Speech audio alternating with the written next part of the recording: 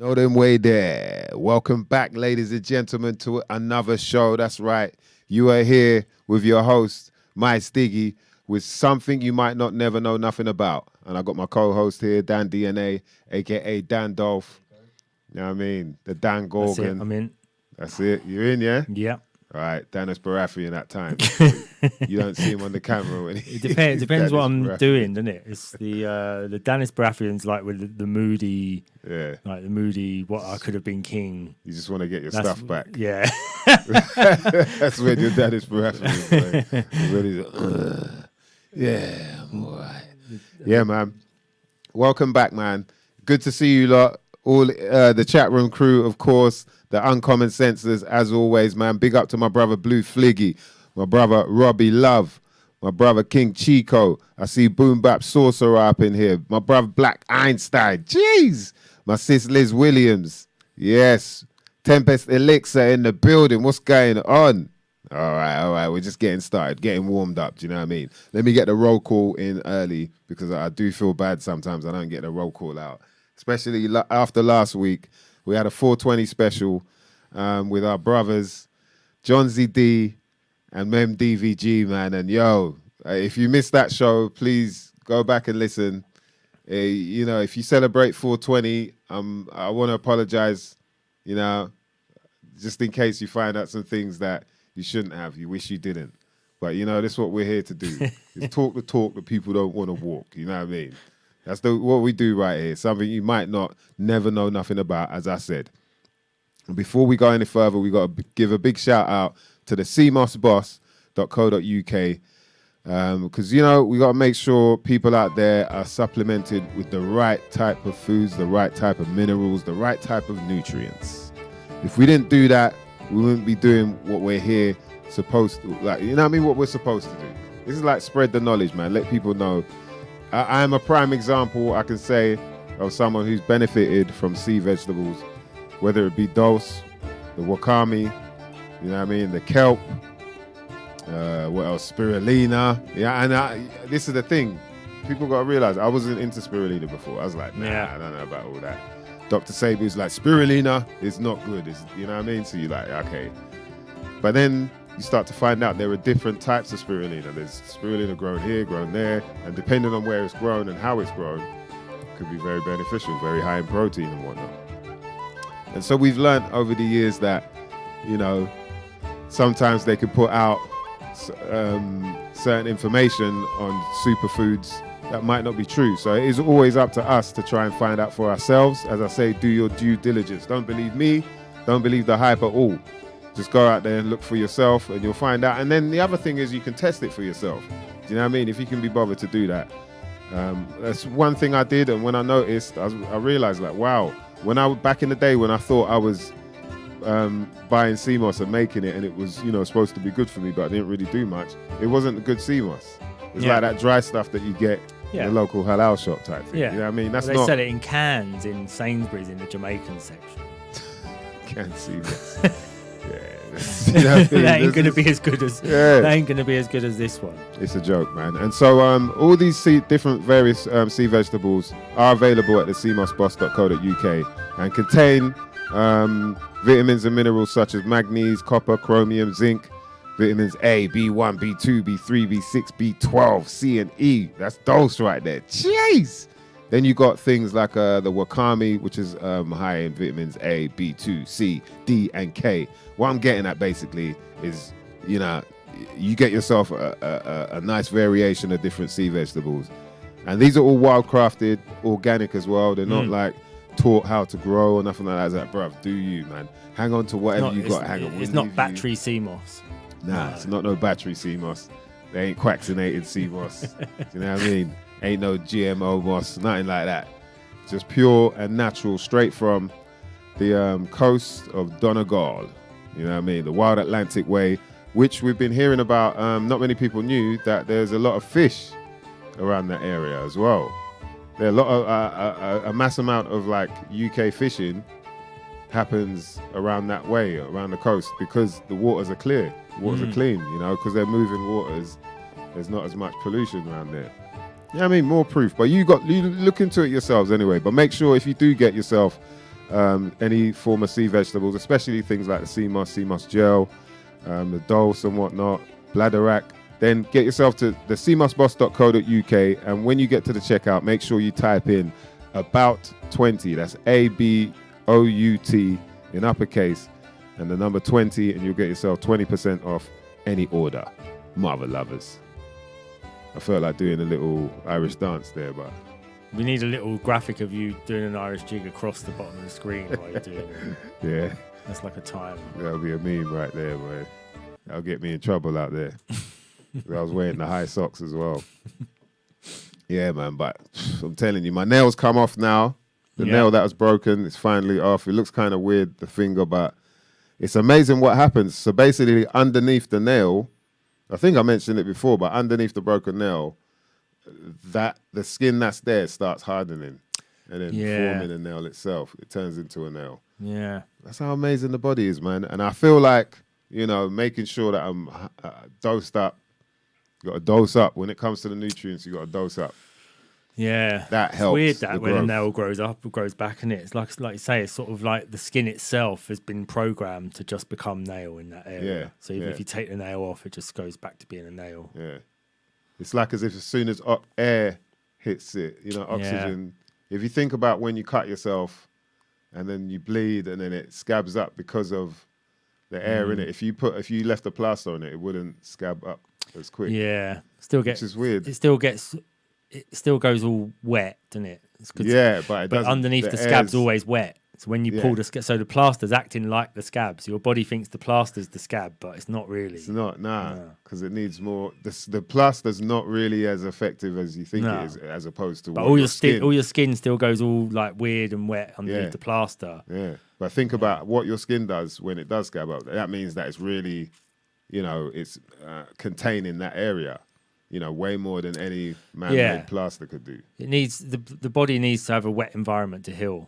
So that's why you have inflammation. Yeah, because it creates like a pocket of water in that area to, you know, to allow all of these little bacterias and viruses to come in and like clear bits out, and you know, TB and all these other little things that come in and eat away the cells. And then you got it needs to be in liquid, you know, in a liquid environment. That's why you get, when you have a splinter, you get water in there, don't you? Like a lymphy. You get like a pus, and the pus. That's all pus is. Pus is just the shit being pushed out, dead cells, bad stuff. Mad, man. Bacteria. And, you know, to think like how many people still don't understand how powerful the human body is. You know, they kind of, it's like everything's disregarded in such a way. And then even looked at as like, yeah, well, you know, luckily we've been able to survive. It's like, no, man.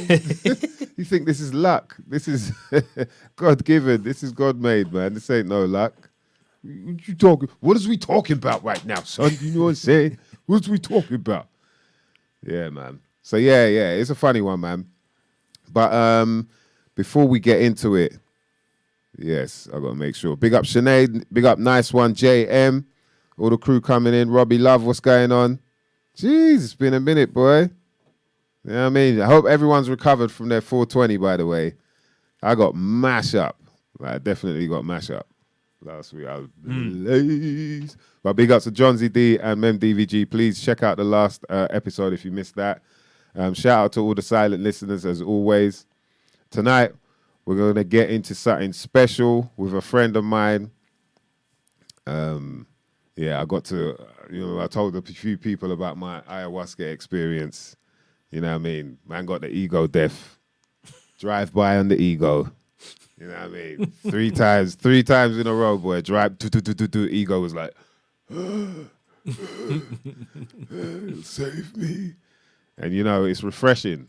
That's the one thing I can say is, as intense as it can be, some people say it's not that intense for them, but for me, it was refreshing, and it's good to do it around you got the right people around you, you know what I mean? Regardless of whoever else is out there, and so this is one of the people that was there with me.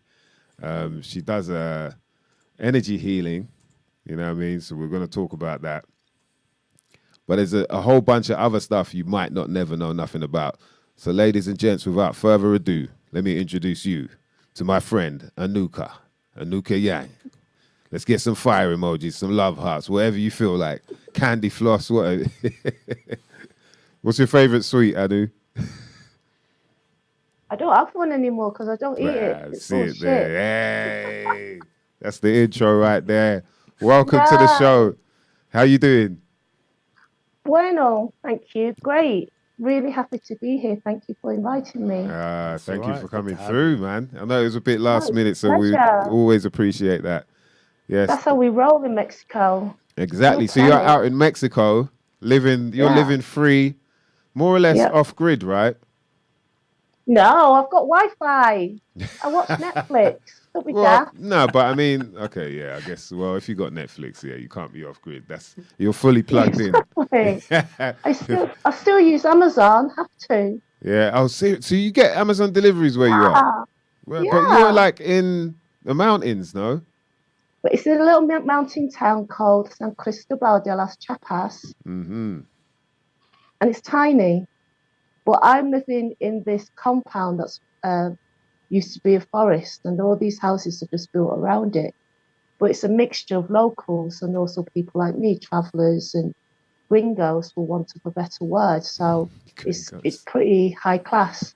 It's not a cement hut or anything, and everyone has Wi-Fi. Wi-Fi is just part of life now, isn't it? Yeah, We've got that. right, we're talking about that, man. The Wi-Fi being part of life, so much Yeah. so that I don't know if you heard, but we had on Yes. on Sunday, was it? Yeah, Sunday, Yeah. 3 p.m. Mine happened at 2:59. I felt violated. Did you not switch your phone off or anything? I couldn't work out how to do it. There was a time when I was trying to do it, and then I got distracted, and then and then so yeah, I was at a restaurant, and it went off, and it's like everybody, oh, you could just feel this weird energy, like, oh, something's going on, and then I was like, oh man, I forgot to turn the thing off, man. How dare they interrupt me whilst I was getting tucked in to some lamb chops Sunday afternoon. That's it.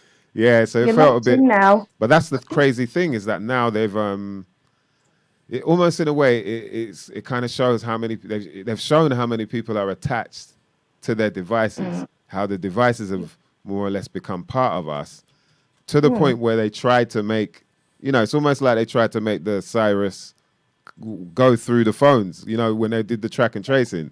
Like that's how they make it spread more than they could in any other way. Well, you just walk past somebody that had it, so yeah, now you better go home and and you're telling everyone at work, all your friends, oh, I can't see you because so-and-so. Hold on, I saw you about 3 days ago though. Oh, I bet, they tried to do that with the whole track and tracing thing, but obviously it didn't work.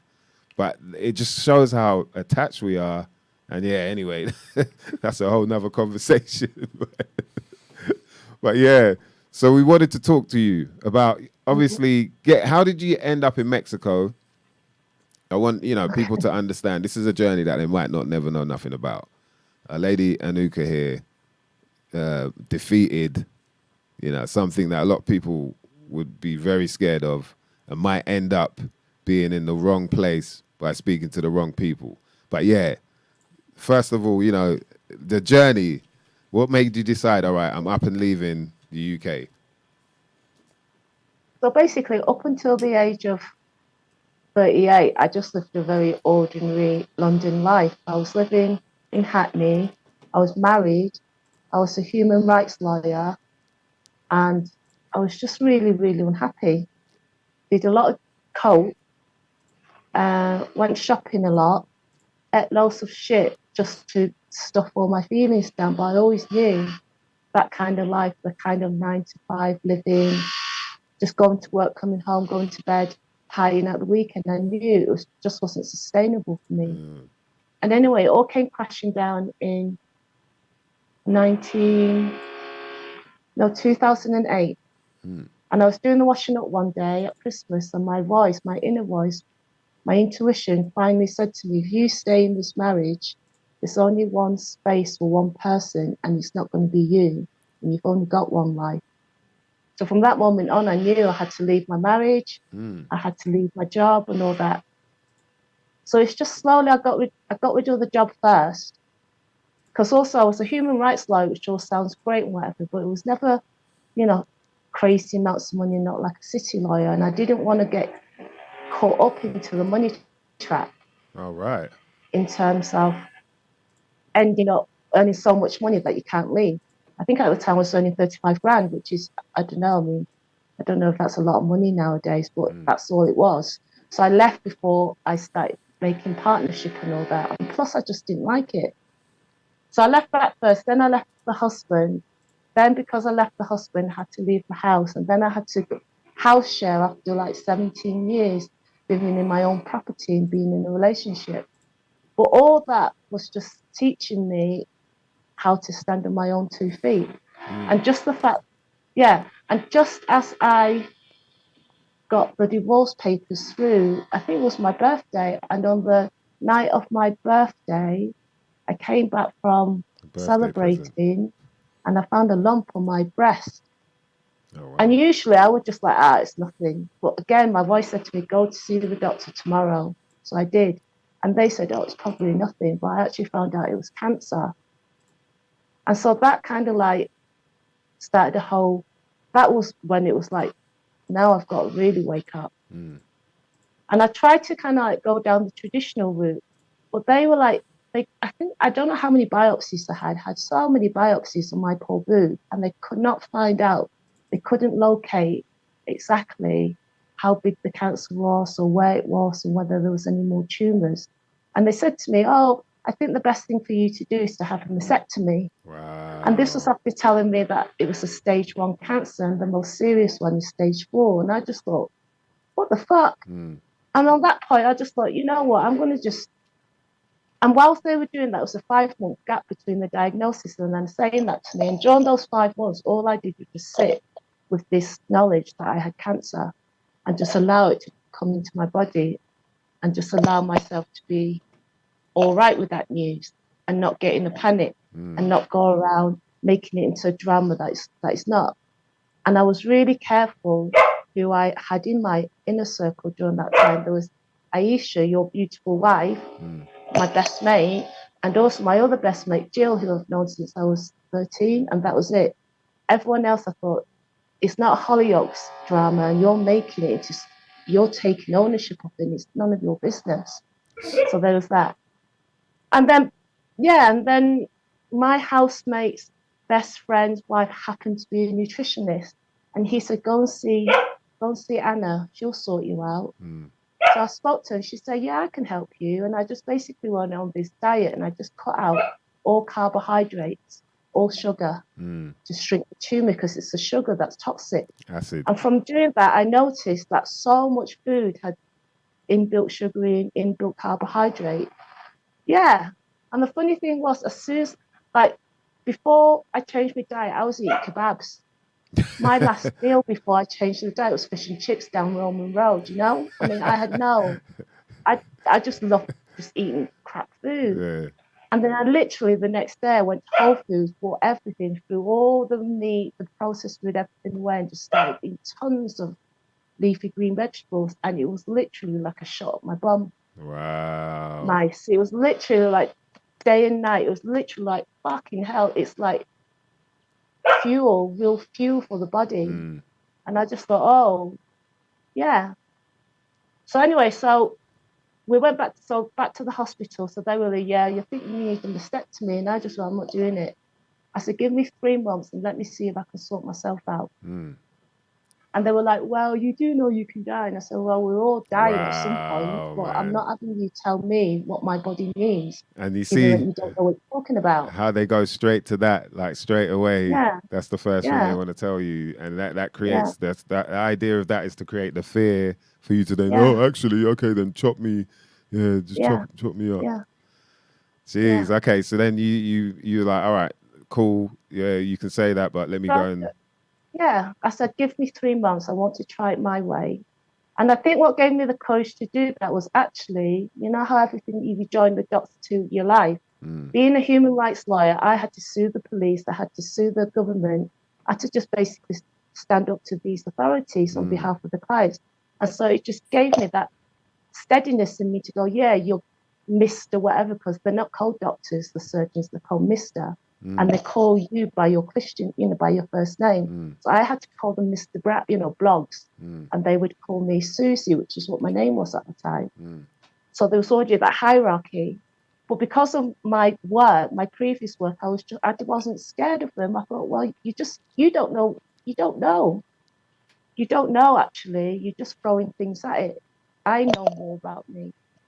So I changed the diet, and I was doing all these different protocols like coffee enemas, not eating any carbs, like I said, hot and cold showers every day, doing rebounding, a little trampoline from Lidl's to get my lymph node going. And that was all I did for 3 months.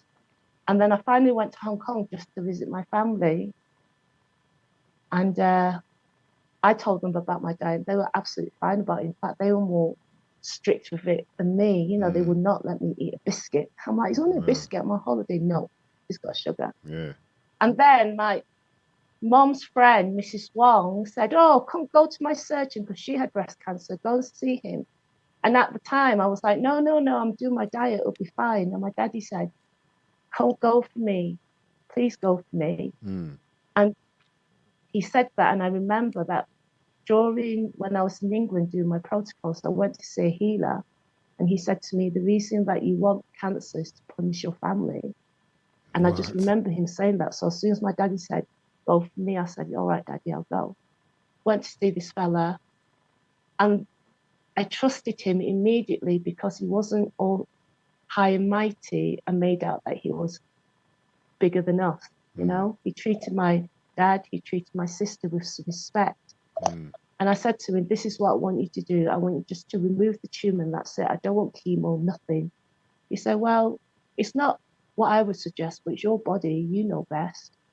So I arrived in Hong Kong on a Monday, went to see the surgeon on a Wednesday, and I was cancer-free by Friday. What? Serious? So the doctor managed to get rid of it there, do you feel, or was that more so what you had done beforehand? Cleaning out your system. When I was in England, they said they couldn't just remove the tumor because it was attached to the chest muscle. And if they tried to remove it, they'll remove part of the chest muscle and there'll be complications, which I think is fair. But by the time I got to Hong Kong, I'd already shrunk it enough that it detached itself, so it's just free floating. And so the surgeon just got rid of it. Oh, so the surgeon just got rid of just cut it out. Yeah. Right. Okay. Cut it out and took it out of the operating room and showed my mum and dad who were waiting in the waiting room. Jeez. That's crazy, man. So, what do we say? They call that anecdotal, but that's natural science right there.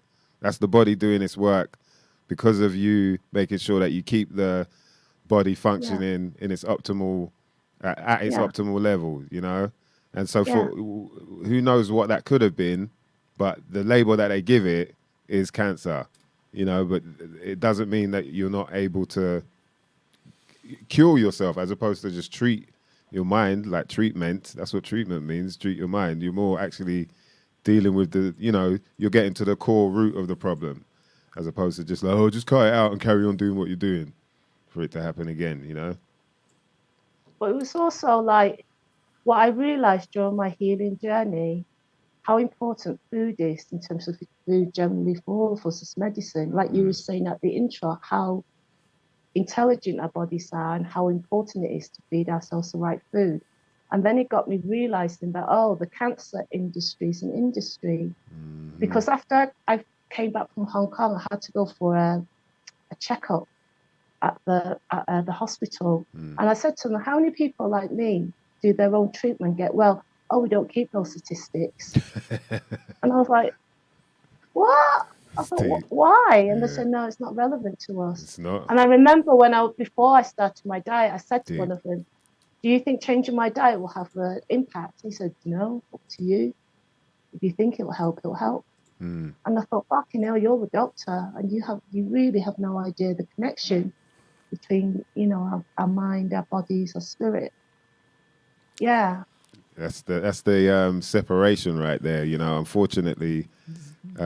Cartesian dualism, they say you're qualified now, and lo and behold, you're totally detached from any form of qualification in terms of understanding the body. If you study all that, how is it 6 years and then become a doctor, but only throughout that 6 years you do like 6 days, is it, or something like that, or even if it's just 6 weeks on nutrition, then really this isn't about natural health.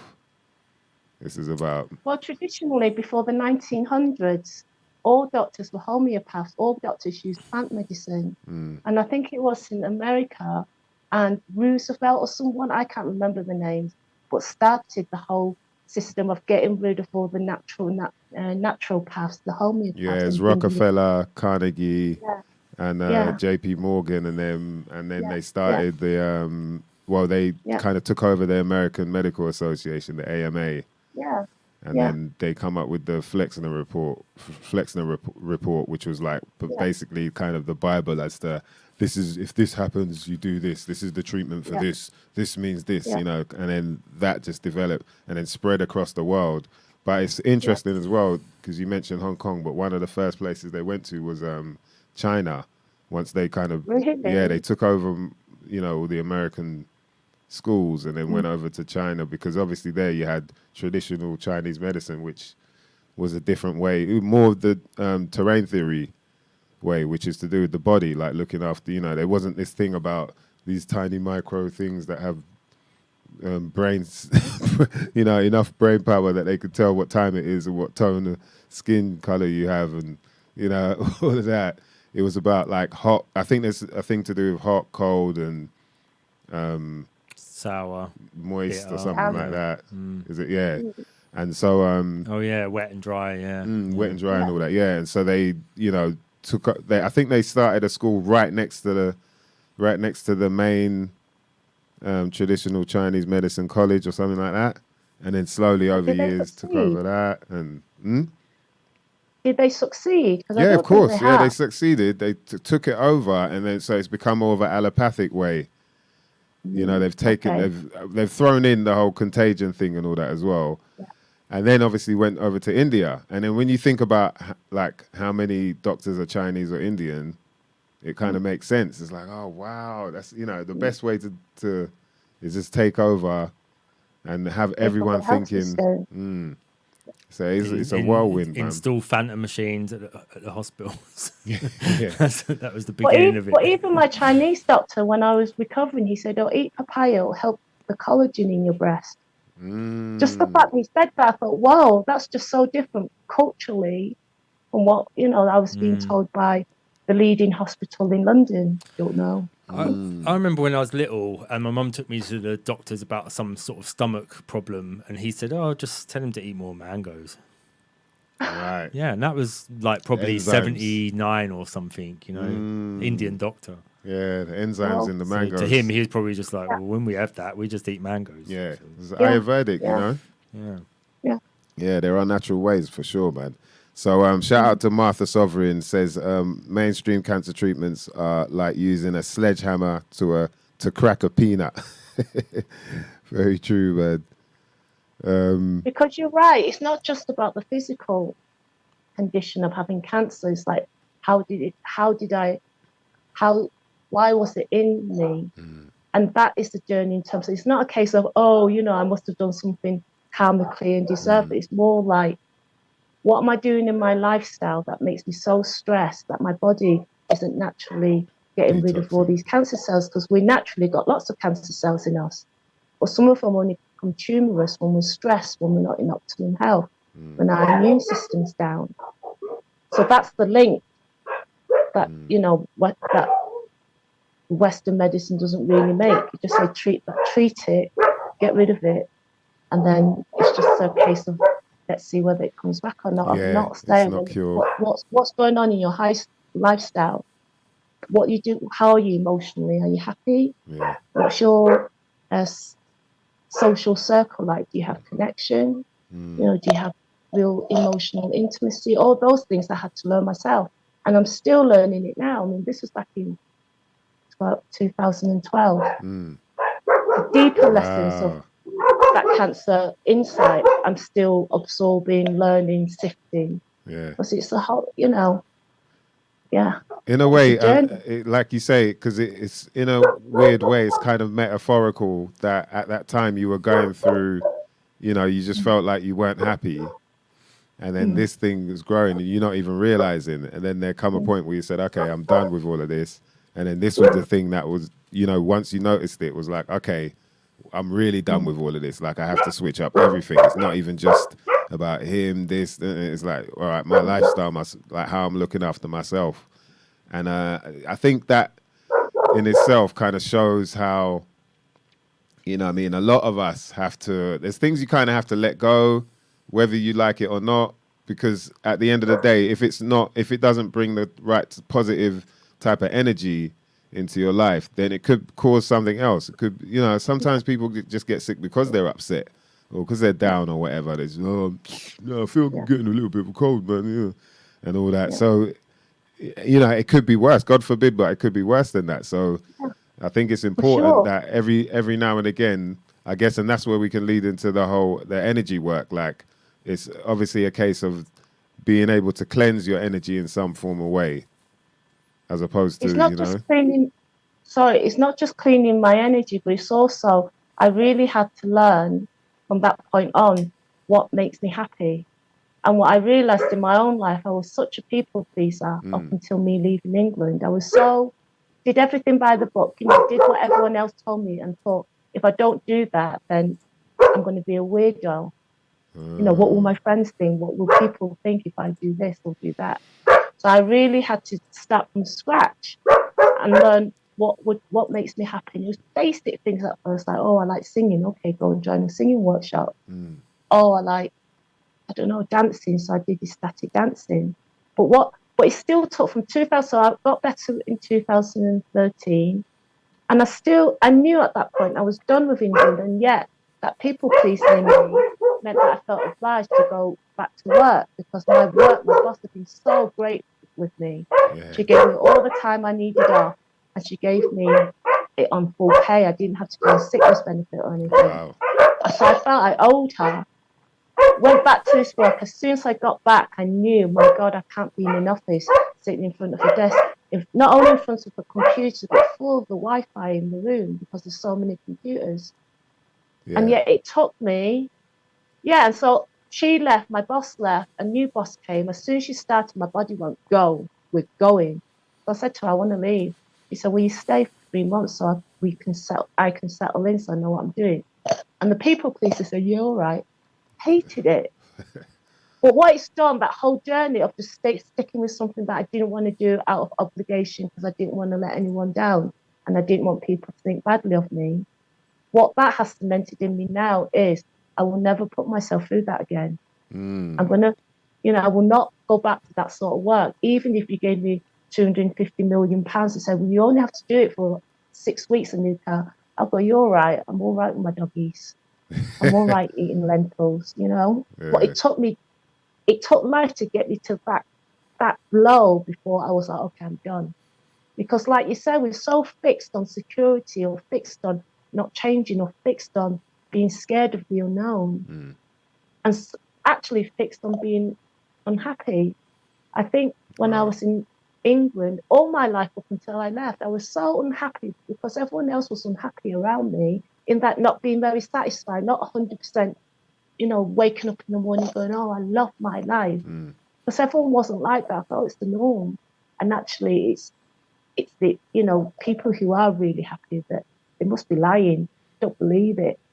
yeah. I always feel like Yeah, there's that, like a lot of the people that I know that work sort of businesses in the city and all that, they've always got to go yeah, out on the weekend, and it's like they work yeah, through the week, and then the yeah. weekend is a chance where they can have like a little mini holiday type thing and not be, and then just out And party, yeah, and party, party. alcohol's the other thing, isn't it? Keeps you People going. using alcohol to suppress an alcohol spirit. It's an entity. If you're absolutely pissed, you're wide open to God knows what comes into you. And you have blackouts and you can't remember and you feel worse. It's all, yeah. That way of living for me, I see it now. It was just the way of just me. I had to be pushed and pushed and pushed before I thought, I'm done now. I've got to go and find my life. But I'm so glad I actually took the plunge and found my life. Because now, if you said to me you'd be living in a little mountain town in Mexico, not speak the language, not know anybody, but be happy as Larry with my 2 little doggies and my 7 fish, I'll be like, are you sure about that? You know, are you sure about that? But here we are. Yeah. Shout out to Sinead. She says, Anuka, your story is really empowering. Love this. Stand up and salute as always. Go on, sister. Go on, sister. Thank you, my love. Liz Williams, mind blown. Sinead also asked, have you used anything cannabis related or just purely nutrition? Back in the day, I couldn't get it because I remember you told me, Mice, about cannabis oil, but I could not. I didn't know anyone that could make the quantity and the quality I needed. And I even went on YouTube to try and find out how to make it. And they were saying you have to use isotate, is it? Isotope. And the extract. Isotope but big vat, and I thought I don't want to be putting that in my body. So I wanted to, but the RSO. I just thought no. I just have to keep it simple. If we, I don't think we were in touch with. Whatever you did worked at the end of the day. And I think it's like people should take note on the fact that what it goes to show is that the body was actually doing all the work. There were no meds or anything. That it was just the body, and obviously making sure that the body was at optimum levels of nutrition helped the body to be.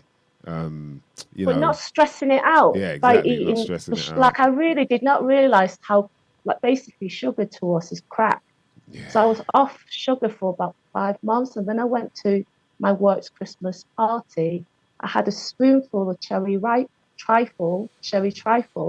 I passed out because the sugar just hit me, and it gave me such a bad headache. And I thought, oh my days, this is not good. This is actually not good. It is a form of just crack. giving your body time to rest, to do what it needs to do, but just not keep on stuffing shit in it all the time. Take note, man. Take note. Yeah. Big up DJ Pro Tracks in the building. Okay, so then the decision to move even further out. Then I think it was where did you go first? Was it? Where did I go first? I think I just started, because I was 45. So I just thought, I'm going. And I didn't know what I was doing. Never been traveling in my life, but I wanted to go traveling all my life. So I thought, I'm doing it. So I just started, I went to the States first. And when I was there, I looked on a website for volunteering, Workaway it's called. And only one organization contacted me, and they were based over in Northern California near Washington, Oregon, and they had a permaculture place. So I went over there, not realizing what these people were from the Rainbow Crew. Do you know the Rainbow Crew? They've got different tribes all over the world, and they basically travel around in school buses, their tribe. They just live on the land. They're outside, mainstream. I mean, they're a bit wild, but they've got rainbow gatherings all over the world. So this was one group of them. And I was working there 2 days, and then the second day they said, Susie, because that's what it was called, have you been to the hot spring? I said, no. And they took me to this natural hot spring, beautiful, that just happened to be on their friend's land. And they took me back to where they actually live. So they had the official face of being a permaculture organization. But in the back, there were actually a group of people that grew weed and who trimmed weed together. And they took me back to where they were. And I lived with them for 2 months. And I lived on a school bus with 2 other women. And one of them I'm still friends with. We all gathered in this yurt that they made out of trash. And for 2 months, they opened my eyes to the possibility of not living with money, because none of them had any money. They all were on food stamps. So if there was days when there was not enough money for food, they didn't eat. If they wanted anything, they would make it. Oh, we need a table. Okay, and a couple of people just go and make a table. And it was all about creating. So they created art, they created music. And it was just and they went dumpster diving. So we used to go dumpster diving. Right, and that's like basically... And it just going into the big industrial, and getting sushi and donuts and whatnot. And again, it made me see like, whoa, there's so much waste going on, and I don't actually need much. So they were the first people. And then from there, I went to South America, went to Ecuador, Peru for the first time. And I did ayahuasca in Peru for the first time. And the ayahuasca said to me, go back to Hong Kong to see your parents because they're going to die soon. It was that clear. So straight after the ceremonies, I just went to Hong Kong. And my visa was, everything's about divine timing. And I stayed in Peru for 3 months. Literally on the day my visa ran out, I flew to Hong Kong, stayed with my folks for 9 months, looked after them. And literally I started traveling again, went to Thailand 10 days after I left. My mum died. She just hit her head and died. Jeez. And I'm so glad I listened to the medicine and went back on nothing but the fact I got this message. Because if I hadn't, I wouldn't have spent the amount of time I did with my mum, and I wouldn't be at peace when she died. You know, it would have been still a shock and whatever. And so after that, I went, oh yeah, and I didn't go back to Hong Kong for the funeral because I just didn't want it. I'd been in bed for 9 months and I just literally left, and I didn't want to go back. And my family were not very good at dealing with emotions and vulnerability. We just shout at each other. And I wasn't in the space to deal with all that anger. I thought, I don't want to do that to celebrate my mum. And because of that, my big brother, my eldest brother, just said, right, you're not part of the family then. So in the space between 2012 to 16, I've been through divorce, I've been through illness, I've been through death. And yet I was still feeling, I'm all right, God will look after me, and I'm not going to close my heart off. I'm not going to be bitter about any of this. So I just carried on traveling around all over South America and living in different communities. And then I finally, when you guys came to Peru, you saved me. You saved me. You saved me from myself and told me, Annie, bloody wake up and come back. Yeah, we rescued you from the jungles in Peru, boy. You was out there in some wild territory. All right, let's talk about these, because when I talk about wild territory, like, I met there's just some crazy ass people out there that feel like they're, I guess, more one with the earth than everybody else, or more channeled, or more in tune with the frequencies. I don't know what it is, but there's like, you got this guy, Baba Tim, and he's all, what I mean? Everyone kind of looking at him and as he's, I don't know, he's the Jesus there. He's like that, Jesus there, but now. He's from like East London though. Yeah. But when you're hearing about Baba Tim, it's like, oh yeah, he's like a big troll, and his hair, and he's got these long dreads, and you're just thinking like, oh rah, I wonder what, does he levitate or something? And then you go there and it's like, all right, mate, how's it going? And I was like, what? But yeah, interesting guy. Had a lot of followers. Yeah, I heard, man. Yeah. Rest in peace to Baba Tim. But he had his own little spot with all bananas growing, and different huts where there were ceremonies going on. So and there were a few other people I met like that as well. Like one guy, I've forgotten, is it Adrian? Like walking through the jungle. He was like proud that he could walk through the jungle bareback at nighttime on his own. It's things like that. Like, all right, cool, man. That's you don't mind the mosquito, but all right, that's cool. That's cool. But what is all of this? Why the ego thing? There's a lot of that in that world, right? You've met a lot of these sort of people in this. Some people say new age. Some people say spiritual sort of world, but yeah, there are a lot of these sort of types, and I often wonder if because all the people under them obviously don't realize this. They just feel like, okay, yeah, I need somewhere to go. I need to find myself, sort of thing, and then they get drawn in by the wrong type of people. So how would you say is the best way to sort of, I guess, decipher who is, or discern who is righteous and who isn't? Well, you hit the nail on the head. The word discern, discernment. I mean, I was those people at the beginning of my own healing journey, when I knew nothing about anything. I used to think that someone was better than me, just the fact that they say, "Oh yeah, I meditate." I thought, "Whoa, you meditate." So it's just a case of now, on 15 years, I realized we're all just human, and yeah, these people that I met, I'm sure, I know some of them got gifts. They connected with the stars. They could channel and whatever.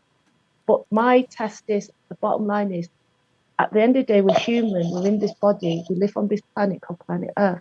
If you're an arsehole and you can do all the medicine you like, but if you're an arsehole in real life and you don't treat people right, you're still an arsehole and you've still got issues.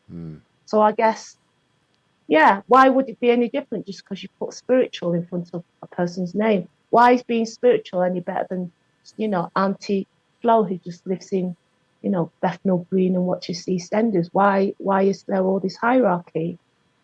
And that's not what real spirit's about. That's not what God is telling us, or even Jesus. Everybody's the same. Everyone's equal, you know?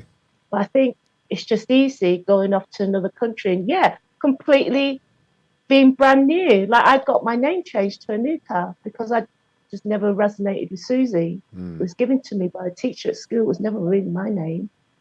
But I could have been, I could wear all the feathers and blah, blah, blah and just, make out that my shit doesn't smell. But I guess I'm Chinese, I'm from up north, and I got my friends to keep me down to earth.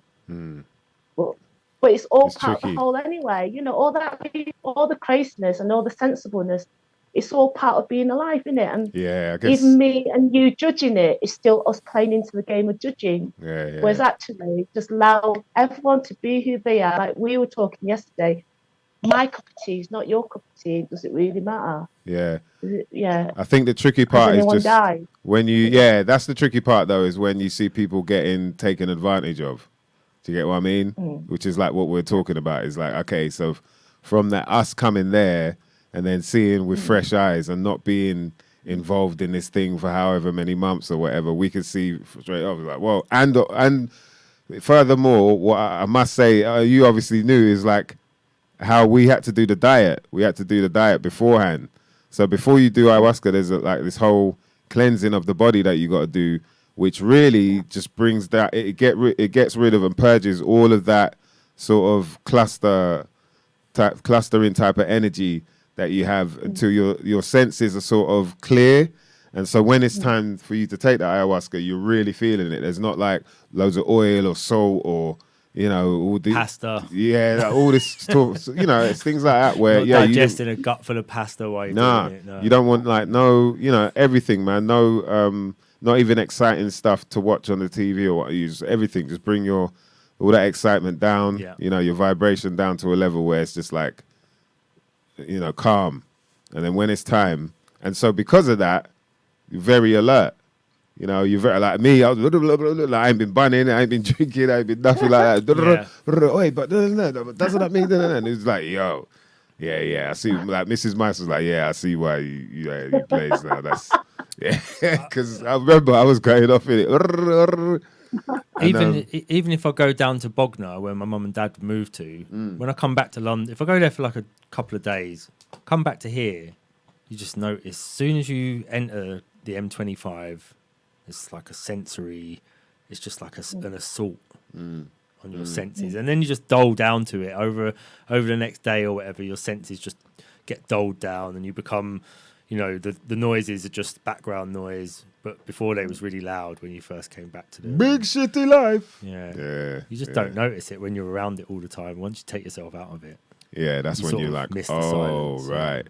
And so, we're there seeing everything for real, how it looks from our point of view. And we're like, yo, you need to get out of, what is this? The place they were at, staying at. And it was cool. It was really nice to be on the edge of the jungle like that. But then,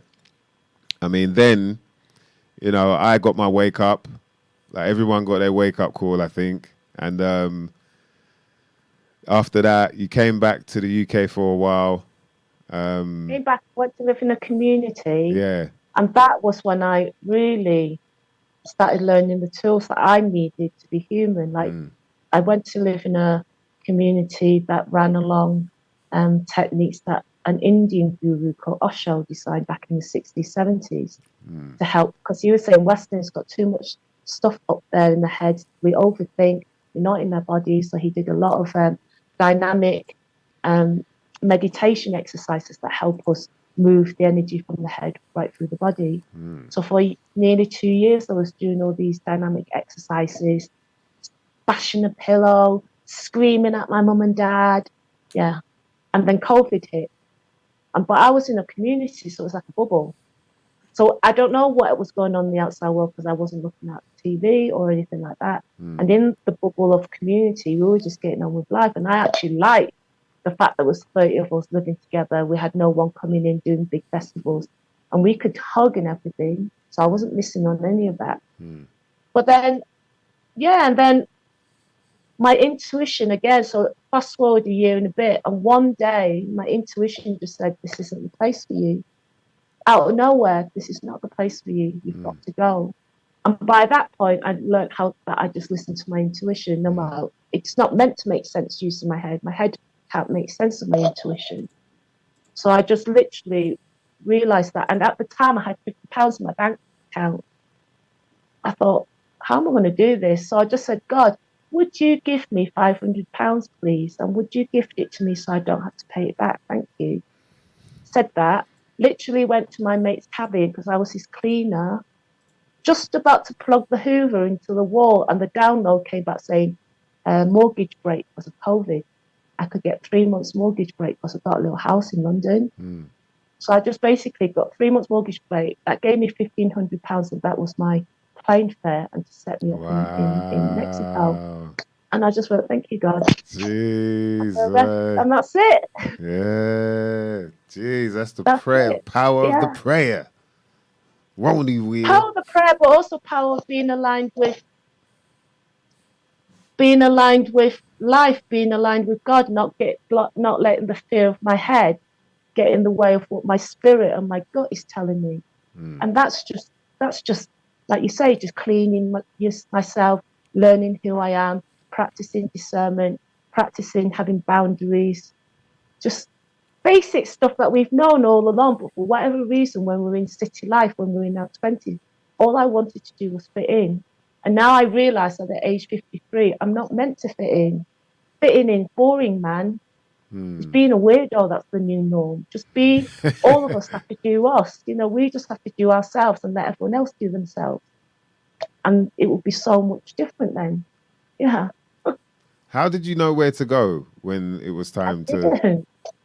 So did you another best mate of mine, one of my sisters, she was leaving to go to Mexico because BA was doing cheap flights, £366 return. I said, I'm coming. And she said, yeah, all right. Got to Mexico, went to a beach town. She said, oh, there's this little place, San Cristobal. I went there 15 years ago. Shall we go? It's nice, the mountains. I said, yeah, all right. Got here, and it was just a gradual thing. As soon as I arrived here, again, my intuition said to me, now you're ready to do your work.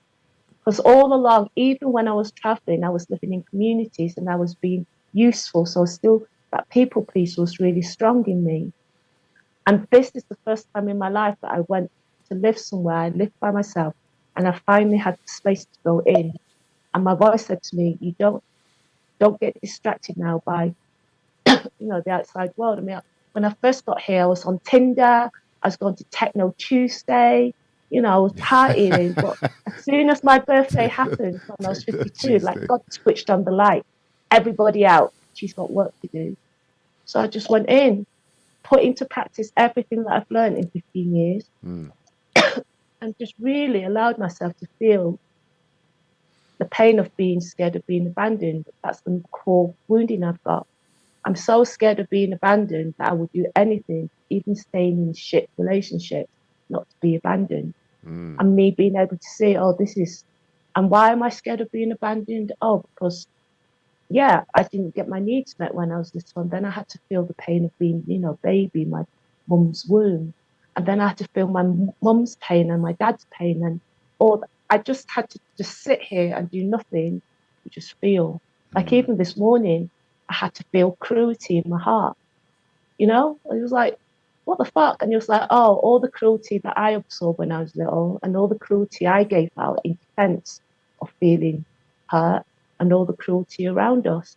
And it's just like, 15 years ago, I wouldn't be able to tell you what happy, what sad, what angry was because I was so numb the feeling. I just didn't know how to feel.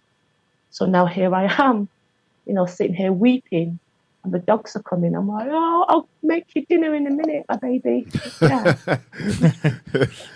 Wow. So, okay. Wow. That's pretty deep, man. That's pretty profound, because like what you're saying is about that you needed companionship because, because, well, yeah, like you needed companionship, but then at the same time, in order for you to heal, you needed to, it's like this is what's healing you, is being by yourself and learning not to have to rely on that companionship. Not to abandon myself, to put myself first. Yeah, not feel abandoned. That's I've got it. needs. Yeah. So you're on your own, but you don't feel abandoned. Yeah, it's pretty profound, man. Definitely. And this is the first time in my life, Mice, that I'm alone, and yet I feel so connected to everyone and life. Whereas when I lived in community, I was so burnt out from overgiving because I was just playing a role. I was resentful. I was judgmental, and every time anyone invited me to anything, I'd be like, no, because my heart wasn't open. But now I can finally feel, I know now what my limits are. Of course, I long for connection, but that's why I like doing my work. When I do my work, it's like that's the fullest version of me. I can give love. And also the difference is I can receive love now. Like when I hug people now, I can feel their love for me, and it's not just me giving them my love. So I get a lot of nourishment from that. But I also know that socially, I'm not that fussed about being sociable just for the sake of it. I've got one friend here who lives up the hill, and I see her once every 2-3 weeks, maybe a month. And that's plenty, man. Yeah. And I would not have known that about myself if I didn't take the time to really get to know, well, who is this person that I call me? What makes me tick? What makes me happy? Yeah. How do you think the old, pre everything that happened to you would describe the new you, like the real you, the now you? Well, we're always, like, this isn't the final version, is it? Like, you're not the final version of you. Life is just constant change. And that's what I realize as well. So don't get used to it. Enjoy the good times, because it's going to be cyclical. But this version of me, my old self, would have wished, couldn't even have dreamed or imagined that I could be like this, because I was so contracted, frozen, and unhappy. I thought that was my lot, because that was the generational story, the narrative that my family carried. Life is suffering. It's hard work. Don't show yourself too much, because people will be jealous and they're racist in England. That's passed down to me when I was a fetus, and I took it on and went, yeah, all right. Wow. Okay, I best play out this narrative because they're my family, and I don't want them to abandon me. But my story is not. It's the same. Yeah, I think all of us got the same story inside all of us. But I've just had the blessing of being able to unravel it deeper, because I've got nothing going on. Well, but even not having anything going on, my mind, at the beginning, 2 years ago, it was like going apeshit, because it was like, oh my God, oh my God, I'm disappearing. How serious? I've got nothing. Yeah, I've got nothing to validate me. My soul's like, you haven't got. Yeah. That's the when you have still got to work on your ego. I feel like that's the the fracturing of man. That's like the problem we have. Man and woman is like the ego thing. In order to control that, it's quite tricky, and because you've got to, in some way constantly do that. But there are times you can easily trip out of that, even when you're working on yourself, like you're saying. But you've got people shouting out. Big up Sinead. She says 53. No way.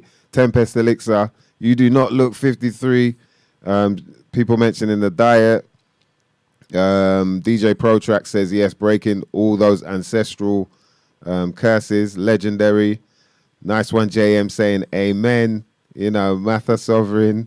Agreed. I love this. So, you're definitely inspiring people with this. Making me teary. It's just making me teary to feel all this love, and just the fact that I can feel everyone's love, and it's making me teary. Like all this bullshit. Oh, don't cry. Don't show your vulnerability. Be strong. All that's just Nonsense. We need to be heartful. We need to show each other this hurts. Will you hug me? That's how we are naturally meant to be. We're just kids. We're just little babies, kids. actually. Yeah. We're big kids, innit? We're big kids. We never grow up from that, Yeah, exactly what you're saying. Like the childhood trauma is what shapes you, and you actually make your decisions off the back of that, without even realizing. Yeah. And we go around saying, you look after me, no, you look after me. And how can two little kids look after each other? So the only way to break that pattern, that cycle, is that you stand still. I had to stand still and go, no one's going to save me, not even my daddy. My daddy's 87. He ain't going to save me because he's a little boy. I've got to start being my own dad and my own mum and start making different decisions from now. Not based on being nice, being spiritual, based on what do I want. And it's still a journey, but it's been such a game changer for me to ask myself, what do I want? How do I feel? And that's it. Yeah, how do I feel? Yeah. It's the feeling. We've all been so numbed out in society by, modern society not to feel. Oh, it's scary to feel pain. Oh, I'm not in touch. I don't want to touch the anger. All it is energy. Everything's just energy. You know how you were saying about frequencies and stuff with the phone alarm thing earlier. It's all just frequency. And if you just allow it to pass through you, it'll pass through you. But if we contract, we're causing ourselves physical pain, we're causing ourselves emotional pain, and you get blocked then because the energy, whatever it is, all it needs to do is just flow. Go back to the sky, go back to the earth. You don't see dogs when they're fighting. Well, you fought with me 5 weeks ago, brah. They fight, they forget it, they shake it, and then that's it. And they're humping each other again, innit? And it's just like, it doesn't have to be difficult or complicated, but we've been trained to make life complicated. That's very true, man. All right, so Boom Bap Sorcerer asks, what is your work? So let's get into this energy healing. How does it work? So okay, I'll explain. So say like you came to see me. So we'd start the session by you just tell me why you're coming to see me, and I would just tune into your energy.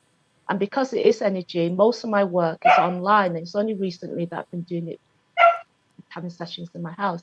And by me tuning into your energy, I can hear who's actually speaking. Is it your little boy who needs loving? Is it your rebellious teenager? Is it your anger who needs to be expressed? And then from that, I've got lots of different tools I can use to see, can we get you from your head into your body? So there's emotional release exercises we would do to kind of like start shifting the trauma. Then I would invite you to, start feeling some of the emotions that you might not have felt comfortable feeling before, like anger. I couldn't feel my anger. I would shout from my throat, so it would hurt me. But now I could. If you told me to roar now, I will roar. I will fucking roar for you, From And belly. it's just and it's just getting people. So it's a series of exercises. It's dynamic in the sense that you are the one who has to do these exercises, but only your nervous system also, because we've all been traumatized. It's also there's a balance between listening to your nervous system, see how far I can push you. If your nervous system contracts, I can't do anything, because you'll go back to that trigger point and feeling traumatized. So there's a balance between doing dynamic exercises to release the trauma, release some of the stored up energy, and also being really careful and look after your nervous system. And so to do that, I would do a lot of holding people like a baby, because actually none of us were held properly as babies. Our mums and dads were too busy, especially if you're, working class immigrant family. So I would hold them, and then I would give them, that's the point where I would give energy. And then maybe there's enough time I would do some guided meditation at the end. So that's essentially it. And so the type of people that would need this, because I'm trying to understand, like, would it help with people suffering from various types of depression?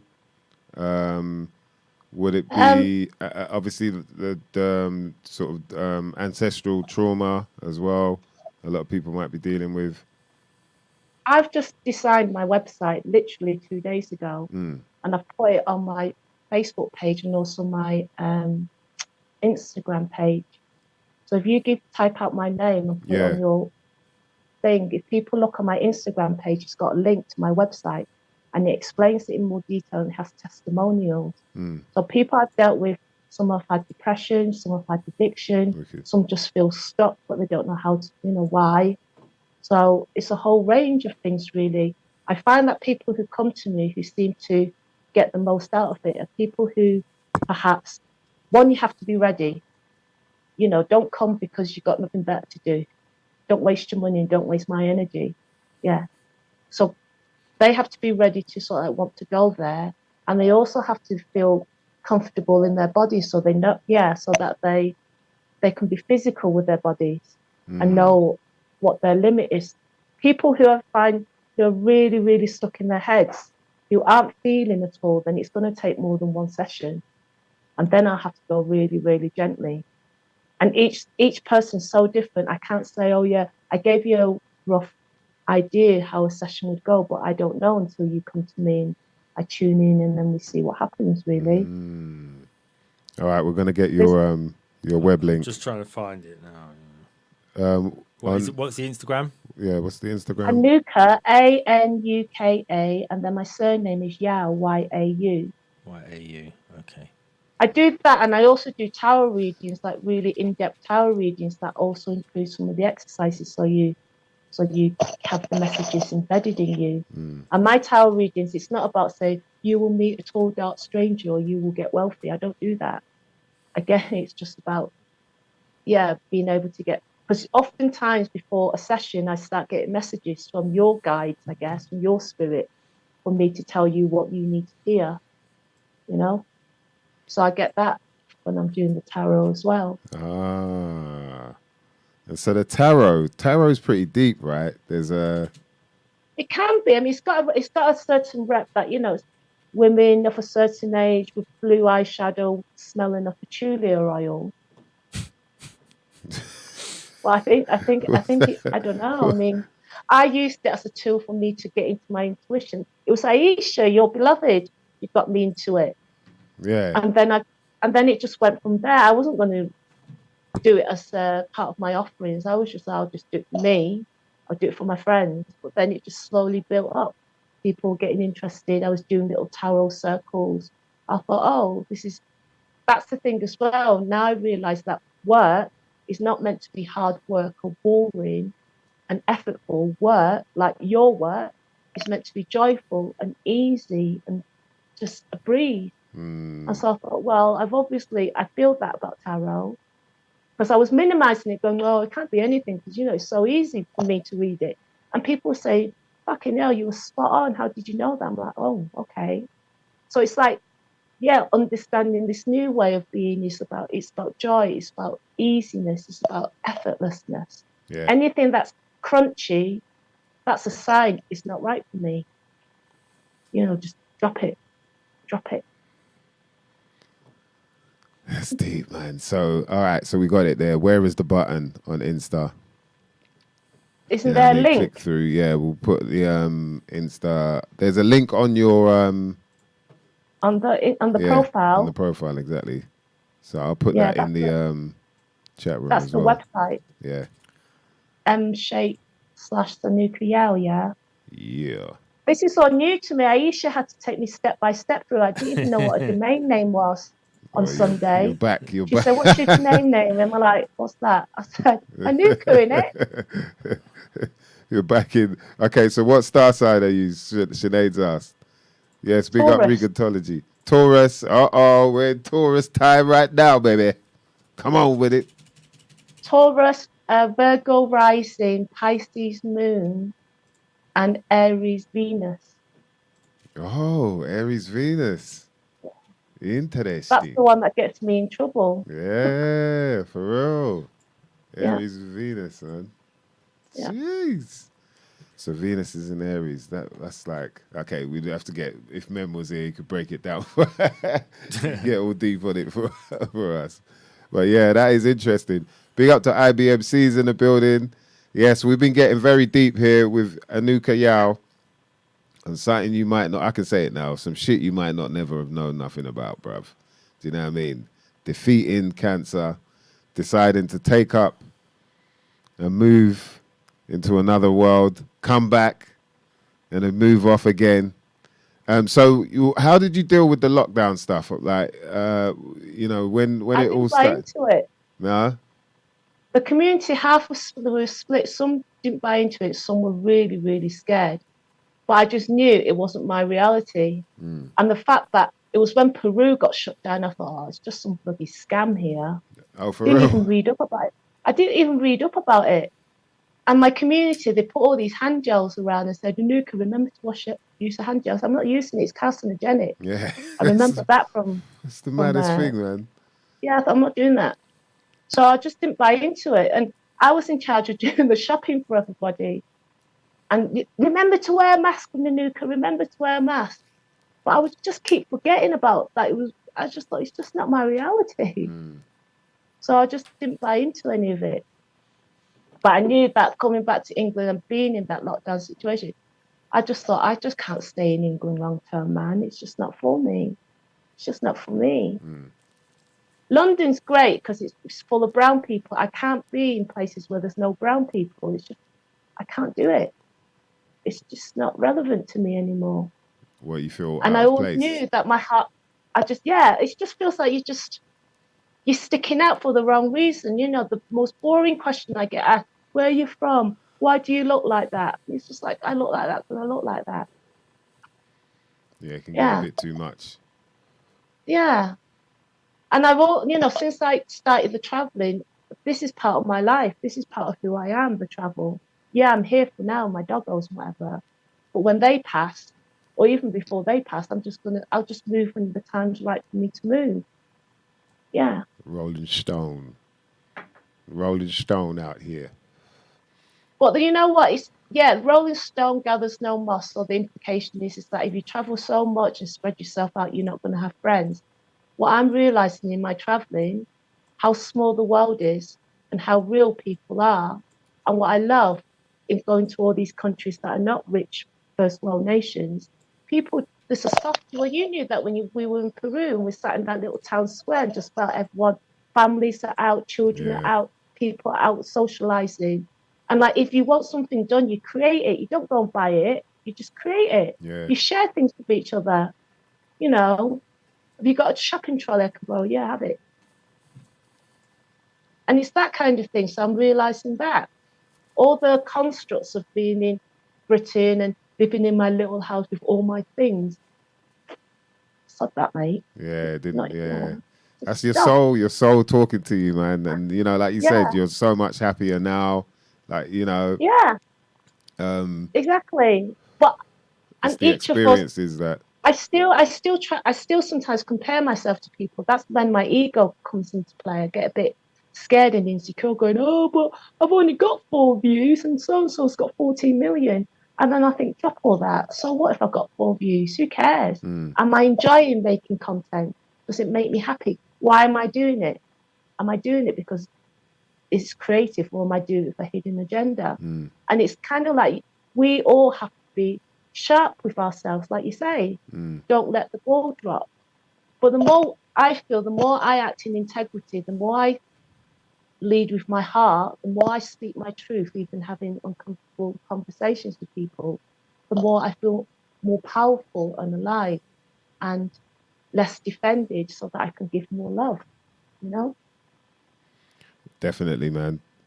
Big up to IBMCs. It says, I don't believe in star signs. No one seems to know how it's supposed to work.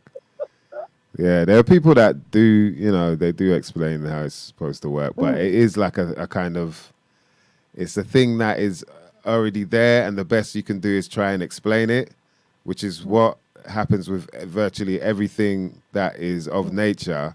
Like, man tries to explain it, and the best they can. Yeah. And the most we can do is, you know, So there are people telling us things about what's going on inside our body, but the only way they can really study those things are when the body's dead. They can't actually do it when the body's alive. Yeah. So we're just getting, a rough, like possibly and theoretically and could be, all these words planted into the sentence that we don't even realize are there. Each person, yeah, but it's the same things. Each person's lens, isn't it? So with the sky, yeah, exactly, and through each person's lens, everyone's got a different point of view as well. And so the same thing is going on with the sky clock, with the whole, idea of astrology and whatnot. Is that various different people have their ways of explaining it. Not everybody knows it to 100% fullest degree because everyone's scraping to find the right knowledge. A lot of things have been hidden, have been taken away, but we can see that the signs that people use now as star signs have been carved in walls from, like millennia ago. So it's there whether we understand it or not. And for some reason, for, a vast amount of people across the world, it works. There are different, and even to the point where there are different, countries and cultures that have their own way of studying the skies and have their own signs and whatnot. So there's got to be something there. You know what I mean? I don't know if maybe we need to speak to the right people who can explain it. I don't know. I'm sure there's something there. And also, when I used to, get my horoscope read, and when I used to go for tarot reading, I was secretly hoping someone would tell me it's going to be all right. And now I know, of course, it's going to be all right. So it's kind of like going from you don't need wanting someone to look after you and say you're going to be all right to you standing in your power and saying, and not even saying to yourself, just having that trust that, of course, it's going to be all right. Why wouldn't it be? And there's a subtle difference, isn't there? So it's a case of, there's wealth and knowledge in the stars and all that, and equally, I'm just mindful of, am I using it because I'm avoiding, again, asking the deeper questions of myself? Am I using it because I want someone to tell me what to do? And those days are over for me, babe. I can't get someone to tell me what to do because that's not what life and God and spirit wants me. They want me to figure out what I'm going to do. And you just got to coast with it. You got to coast with that. Yeah. Most of the time, the new normal for me is I don't do anything, just rest and don't do anything. And then because of that resting, I can feel when it's time for action. Like for a year and a bit, 2 years, I didn't do a thing. And then literally I spoke to Aisha last week. She said, oh, maybe you should do I think a website would be good for you. And literally this week I did it all. And I've posted things on YouTube, on Instagram. I knew nothing about any of this stuff last week. You weren't bothered. I was still just watching Netflix and swinging in my hammock, Yo, all right. So let's get into. Someone asked about our experiences with ayahuasca. Yeah. All right. There were a couple other things that we came across, didn't do though. Cambo was one of them. Can you explain from what I understand, Cambo was like what people used to kind of purge any sort of toxins in the body, but it almost everyone was talking about like you feel like you're gonna die or whatever, and then all of a sudden you feel amazing. So I haven't done it, so I don't know. And also, I just heard that traditionally Cambo was used by hunters in the jungle to get rid of their scent, but that the animals couldn't smell them. Wow. So what it was used for by the indigenous people have been appropriated by us lot, by us not going in there thinking we're the big, hoo-has, and then taking it over and putting all this stuff over it. But I don't know. I remember it was that Bubba Timms, boy. Bubba Timms, he had to cut through the jungle. It's like that. I swear I had a machete with me and all that. He's like through the jungle, and then bam, you come out like, oh. It's like he had his little Peter Pan area, Well, Neverland. Yeah, he had these like flutes. There was all bananas and that growing out, like all well placed and everything, palm trees and all that. And then all these different huts, his one was, of course, up high. You had to take some steps to go up high and all that. And, God, I remember all that. I can't remember it. I blanked it out. You was being rescued at the time. Yeah. And he had, you're walking past one of these huts and you're just hearing, ah! Someone screaming, ah! Like, yo, what the hell's going on? Oh, Someone yeah, I being remember tortured that in bit. there. And they go, no, she's doing Cambo. And then, like, there was like, yeah, she's Get doing rid of his Cambo in scent. there. There's a couple people doing Cambo. And then I was like, right, she's really feeling it, innit? And the guy was like, yeah, she's a screamer. I was like, right, Oh, boy, yeah, I remember that it's bit. just that Yeah. standard for them, lot, man. But yeah, so I guess so that, and it's meant to be like off the frog in it or something. There's frog skin Yeah. or Frog skin, yeah. yeah, and so Yeah. that they put it on there. They put some. I think they burn the skin a bit. Yeah. And then they put the Cambo paste on it, and then bam, you let it seep in, and then next minute, that's when Sounds you go natural. through. So I don't think it's really much of a psychedelic thing, is it? It's more of a It's a cleansing purge, thing. I think, from what Yeah. I understand about it. But my take on all the plant medicine, even with ayahuasca, is that we as Westerners, we go there and we do all this, and it's not really traditionally what the indigenous communities used it for, but it is what it is. But the last message I got was like, you know, practice not being an asshole. You don't need plant medicine. Yeah, you can, like I say, you can be with the stars and purge and whatever, but you still got to be in this body as a human being and go around mixing with the world, you know?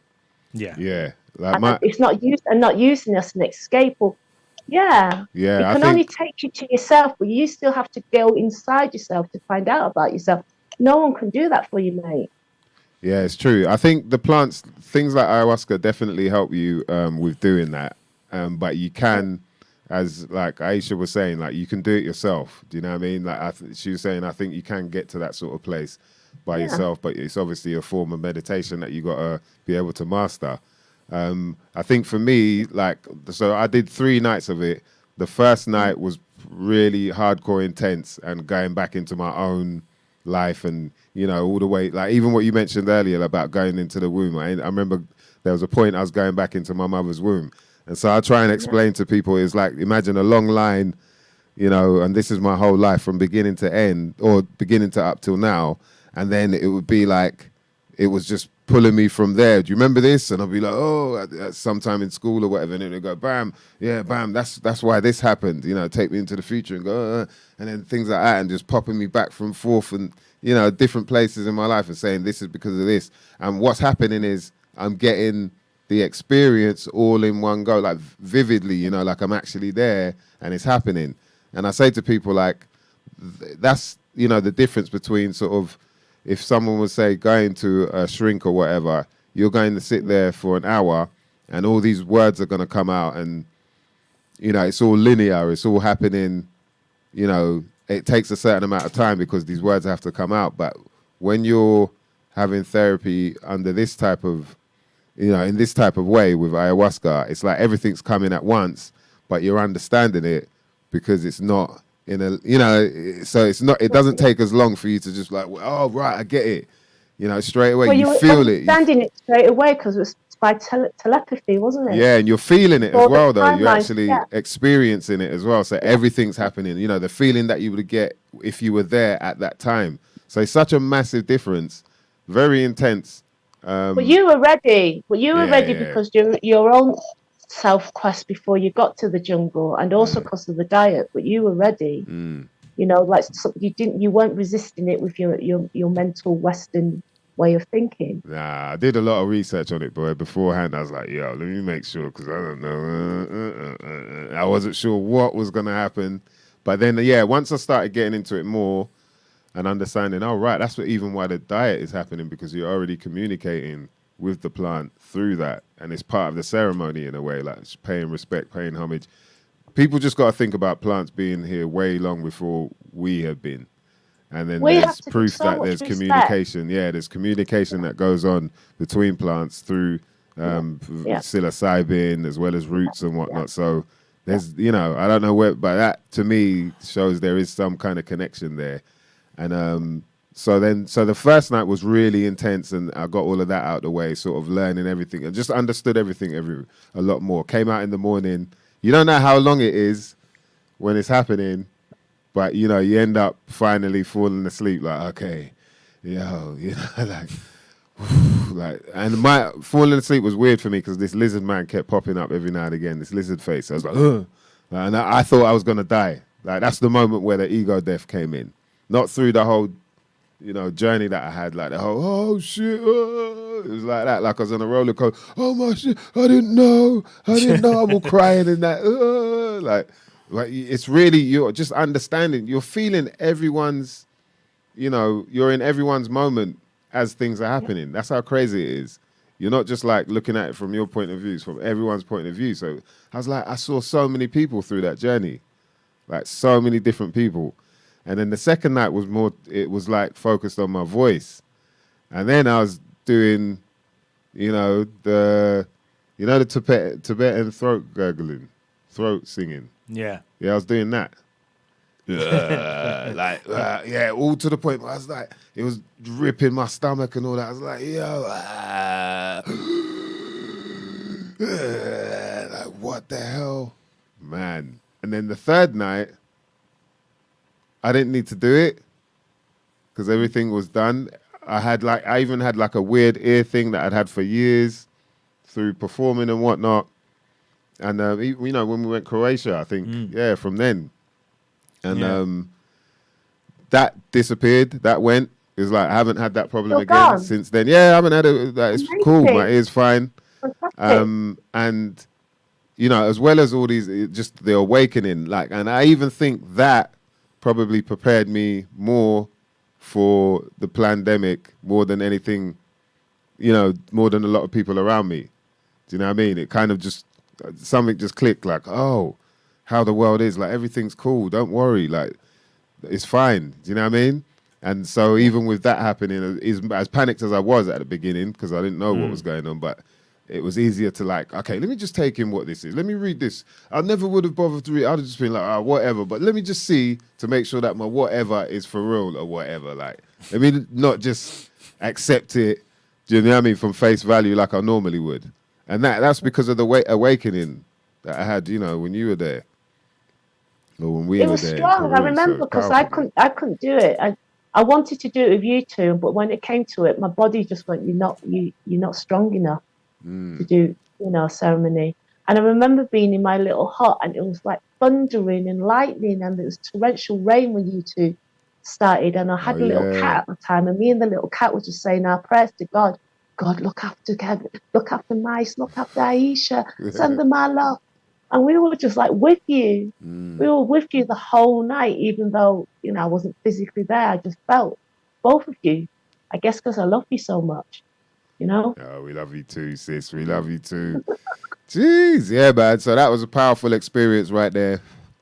And obviously a type of therapy. I think if you're going to do it, make sure that you research the people you do it with, first of all. And then also, I think it's important to do the diet.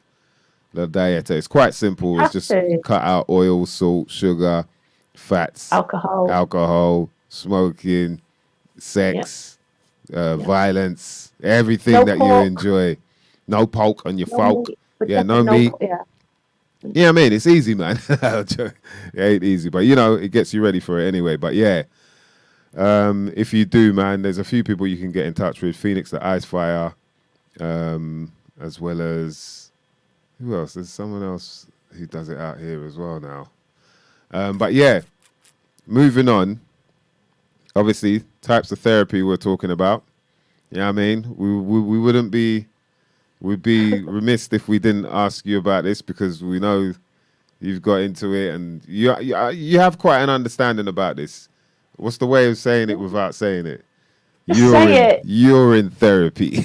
Well, it's called Urine. That's what people they'll call it. Urine. Urine. It sounds more medicinal. All right. We're all in on the Urine right now. Ladies and gents, grab your buckets if you need to, man. You know what I mean? If you feel a bit squeamish. But we're going to talk about this. Actually, I do need to have a pee. Can I have a quick blue break and I'll come back? Are you going to drink it in front of us? Or no. Oh, yeah, I could do that. We'll have a little ad break. Yeah, we'll have a little ad break. Yeah? Go on, do your thing. Okay. You know what I mean? Because I'll put you on mute. Yeah. That's Anuka Yao right there. You know what I mean? energy healer, healing of a lot of other things as well, as you can see. Do you know what I mean? And speaking of healing, it's only right we get into some Canacers UK talk.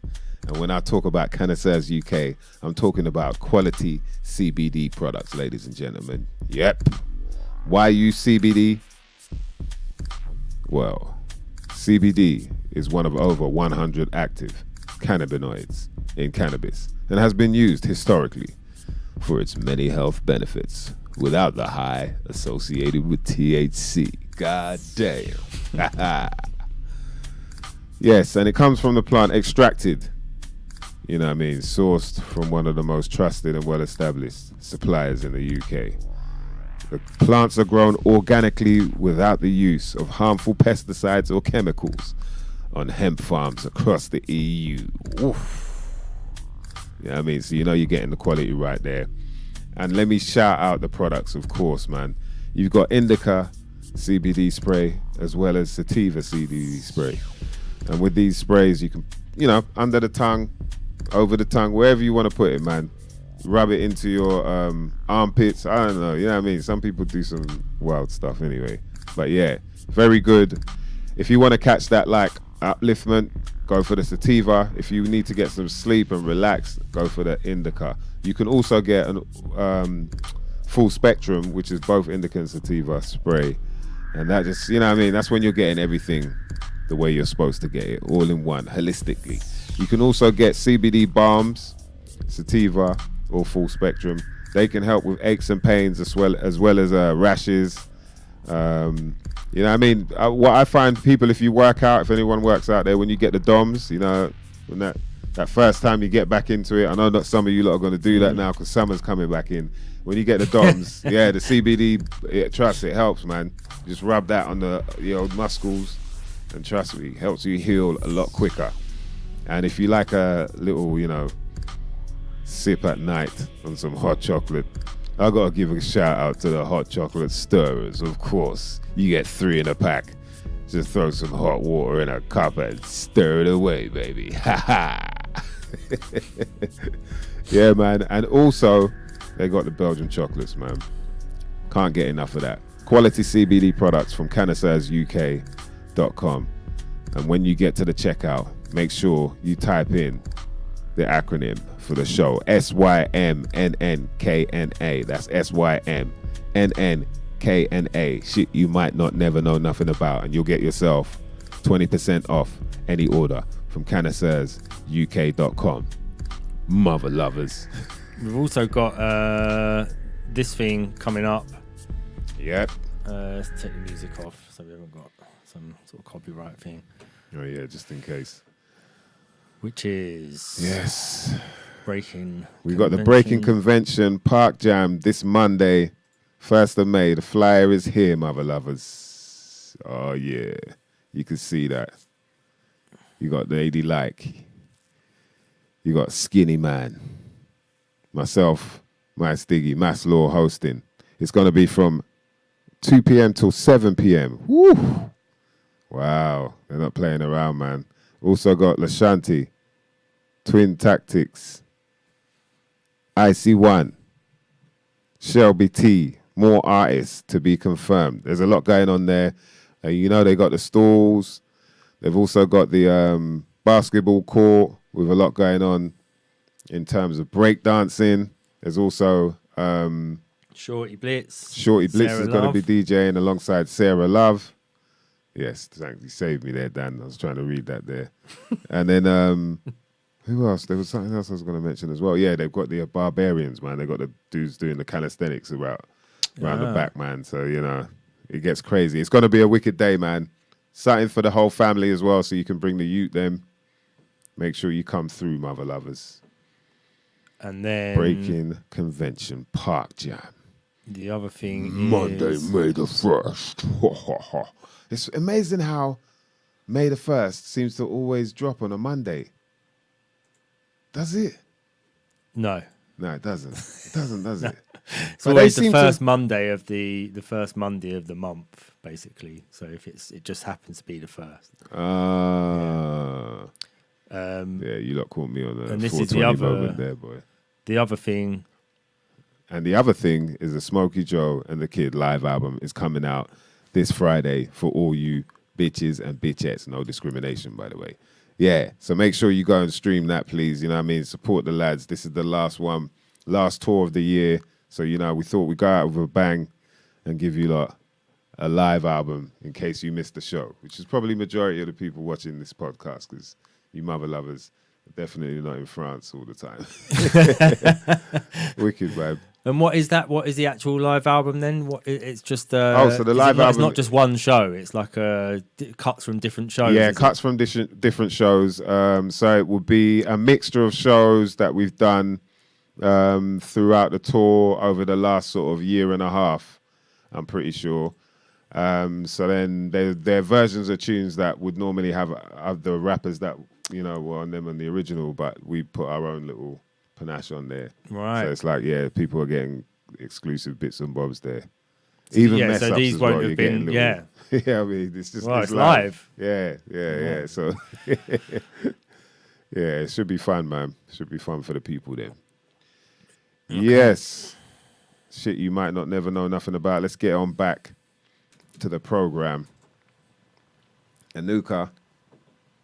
Right. My love. Have you got, how much did you get, a litre?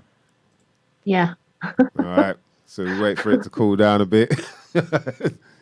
Some ice. I prefer it straight away. Yeah, if you're gonna have it. Is it? You prefer it straight away? if Yeah, you're when gonna it goes cold, it's not as palatable. People age it though, don't they? They like. There's Yeah. people that talk about they got 10-year-old Yeah. and all that. Right. It, So it gets more ammonia-ish the longer you leave it. and so No, it's no, less. but apparently not if you put Less. cotton wool. It gets less ammonia-ish. Yeah, I've got 5 jars aging right now. What's the oldest one? September. Wow. So right, urine therapy. So what do you do with the older stuff? What do you do when it's aged? Do you So sort of the age use stuff it for is the skin? one Or, that TP. generates the stem cells, isn't it? so do you use it So for I- skin, or do you don't drink it when it's old? Or I do. You I- right. So I started. Okay, so the age stuff I use mainly for my skincare. So I Yeah. rub it in the morning and in the evening, and I also rub it in my joints because sometimes my joints are sore. So it's almost like I use it like Tiger Balm. And if my doggies have got any rashes, I put it in their food and I rub it on them. And like this morning, I had a little bit of sometimes I get shingles, and I've just noticed I had a patch on my belly. So I rubbed some on this morning, and when I went to the loo earlier and looked at it, it's already started healing. Mm. So it's good. It's good for regeneration of cells. The aged one. It's not so good for muscular problems, though. But actually, at the moment, it seems to be working in terms of helping my joints. So that's what I use the aged one for mainly. And then the fresh one, I drink the first flow every morning. And like you said, I drink it warm. And sometimes I drink it through my nose so it cleans my sinuses. Mm. And again, I just use it to give it to the dogs. And that's it. Mm. Occasionally, when I first started, I was looping it. So every time I peed, I would drink it. Yeah. And I did that for about 2 weeks. But that was just for me to get into my own energy, because that's the reason why I did it. Because I wanted to be more in my energy so I could do my work cleaner. And I did notice that there's a really subtle vibration if you loop. Like you can feel that it's almost like being back in your mum's womb. And you know how that, I can't remember how to pronounce it. You know, that fluid around you, when that the fluid sac, that's all weird. Amniotic. So by Yeah, drinking it, amniotic that's fluid, the one, yeah. amniotic. So by drinking it, I could feel this, like there's just this bubble of soft containing love surrounding me. And then one day I was sitting there, my third eye, the middle of my forehead, just buzzing. I thought, what's going on? And then later I found out that actually it decalcifies the pineal gland. So I thought, oh, all right. But it's just I use it to do mouthwash if I have a sore throat. In winter, because it's so damp and rainy here, sometimes I get a chest infection. As I was born asthmatic, and I drink it, and it disappears after 2 days. As opposed to when I didn't know about urine therapy, I had a chest infection that lasted 6 weeks when I first got here. So it's great. I thoroughly recommend it. So I'm just looking up here, and it says it's thoughtco.com, and it's saying there's a table of urine chemical composition. And it says things like, so it says 95% water. So, you know, then it says urea, which is 2%. And so that's actually used in like cosmetic products, right? That's exactly. A lot of the cosmetic products that they say are anti-aging products. Is that? It's because of the uric acid that they put on. Whereas if you use your own urine and you age it, you've basically got bespoke face cream. And I thought, the ammonia is going to smell really badly. But I basically put in a jar, put some toilet paper on top and put elastic band around it and just put it in the sun. And after a couple of weeks, the ammonia burns off. Right. And when I drink it, it just tastes like woody. And I just thought, one, I'm Chinese, so I'm used to drinking weird stuff. And two, I've done ayahuasca, and it's not, it's not as intense as the taste of ayahuasca, so it's not that bad. And when I first started it, I think I was eating meat that week, and I was eating cheesy what's-it, so I didn't clean up my diet. I just literally peed. I thought, I'm going to drink it. And all they did was taste like salty broth. I thought, that's doable. So I've just been doing it ever since. But if you want to start properly, then they recommend that, you eat fruit, you drink clean water, like distilled water, ideally drink lots of water. And then when you drink it, it tastes like coconut, and it does actually. Because I've done that as well. It does taste. Yeah, I've heard a few people say that. Yeah, I've heard a few people say coconut. I think And I use it for. Sorry, go on. Carry on. I use it for enemas as well. So I do a foot bath once a week to draw out all the heavy metals from my body, and I also use it for enemas to get rid of parasites in my body. The first, I first noticed it when I had an athlete's foot when I was like probably in my 20s, and I used to piss on my foot in the shower, and then it went away. And then did you purposefully, was you like? I just thought I think it was before the internet, but I think I'd like seen something about urine healing rashes or something like that, and I just thought, well, this athlete's foot ain't going away. It's not. What else can I try? And then, I thought I'd like soak it in that sort of thing in the shower, and after a couple of weeks, it went away. And that's in the shower as well, so it's like it's diluted pee in it.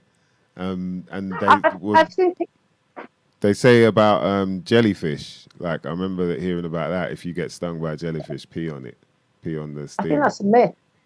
Is it? What is it?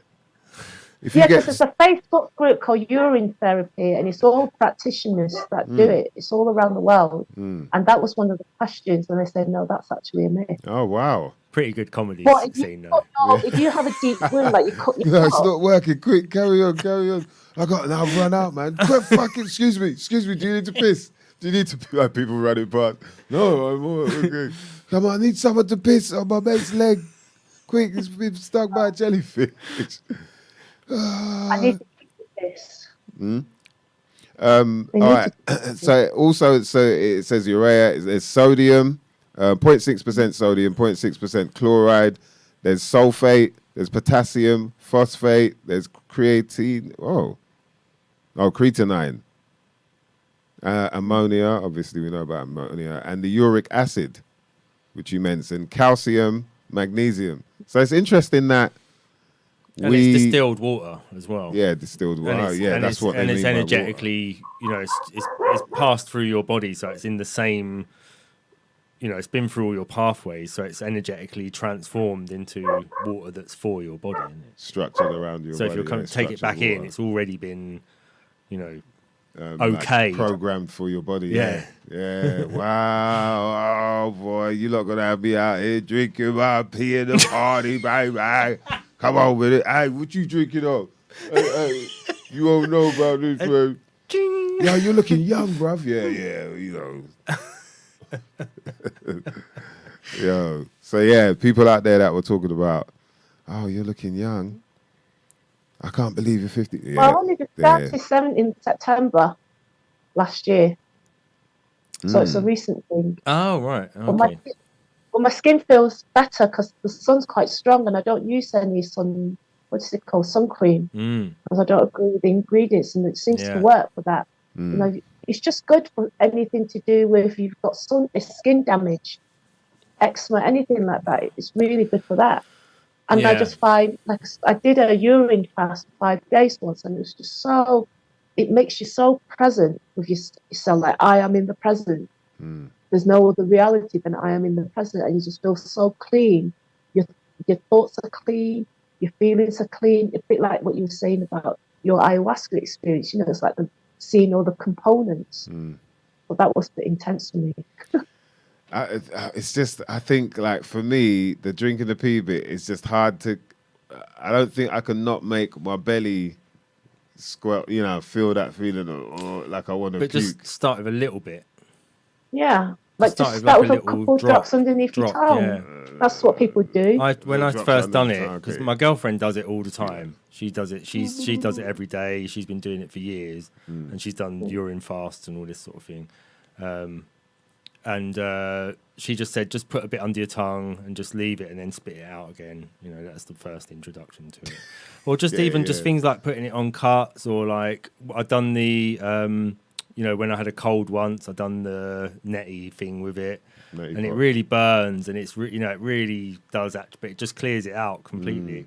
It just draws everything out when you do the netty thing with it. And then the more you do it, the cleaner it gets, I find. Yeah, you know, like even if you were drinking it every day, the first glass might be the most punchy, but by the third glass, it just tastes barely of anything. I think it's the water. For me, I think it's the water more than, like, if you have lots of water, it gets really clean, and it doesn't matter so much as long as you're not eating absolute shit. But if you just have fruit, it is really, really nice. It's like honey, goes like really nice, like a really honey flavor. If you just only have fruit for a couple of days, and then lots of water as well, you know. But if you're just having normal food, it's not that bad. First one in the morning was always a bit strong, but like you say, as long as you drink a lot of water, it's not really that bad. So apparently I think it's a case where you just try it and see, you know. Yeah, of course. It's your body, it's an experiment. And yeah. I don't care about the taste. Properties. Yeah, huh? I don't actually care about the taste, even if it is a strong glass. I don't. You can tell what if you've had loads of bad food the day before because it's really strong. Yeah. And so you know, like, oh yeah, well, I've just had some bad food. That's all it is. So Sineada's asked, can you overdo it? Is it possible you can overdo? One fella said he wouldn't recommend looping, like pissing and drinking continuously, because it is a diuretic, so you'll constantly be peeing away your essential salts. So there's that element. So it is a diuretic. Yeah. You need to go to the loo. But for me, about an hour after I've drunk my own pee, I need to go to the loo again. And so that will constantly keep happening if you do the looping. But the looping, for me, I did it, like I said, to start cleaning myself up. So I was starting from, ground zero, so I could start again in terms of my energy. But now I haven't done it for a few months now. I think I only did it that one time. Looping. And so I've often heard about, like, you can get, it's sort of like your body will purge. So people say they do it and then they got sick, but it's actually part of the healing. Is that right? Like, I haven't purged. I've noticed that my poos and my bowel movement's great since I've been doing it. Like, my bowel movements are great anyway, but I feel really complete when I go to the loo. Now that I'm using, just drinking a glass every morning. So there's that. And I think I do sleep better generally because of it. I just feel just like, the Ready Breck advert, and they had that outline. The younger you got the Ready Breck glow. and I feel like that, like I'm protected in this, this urine energetic glow It's thing. golden as well, isn't it? The ready break glow. It must be Yeah. the urine glow. I mean, that's some esoteric shit they might be. No, I'm joking. um, but yeah, that's pretty. It's interesting, man. I think, like a lot of people are obviously gonna be like, I don't know about that, but yeah, it's known. That's the last frontier, isn't It's it? been mentioned in scripture as well. Is that right? They've Yeah, mentioned it in yeah, certain yeah. biblical In the scriptures. scrolls, in the DC scrolls, they mentioned it, and all the ancient knowledge mentions it about the fountain of life. There's actually a book from the 1940s. It's quite a famous book, and they call it the fountain of life. I mean, my mum told me about it when I was little. Yeah, someone asked, My how did mum you and dad, first know about it? my mum and dad were farmers back in Hong Kong. We were an indigenous tribe, so they always worked with plant medicine and all that. And when I was little and had really bad asthma, my mum said to me, "You drink my tea, you'll be better." But I don't. Yeah, I was 8 years old, lived in a chip shop in Manchester. I thought, no thanks, no thanks, ma. Yeah. Boy, she knew something then, obviously, and that was a Yeah. sign there for you at the same Well, I time. planted the seed, and I had to wait until I was in my 50s before I thought, all right, ma, I'll do it.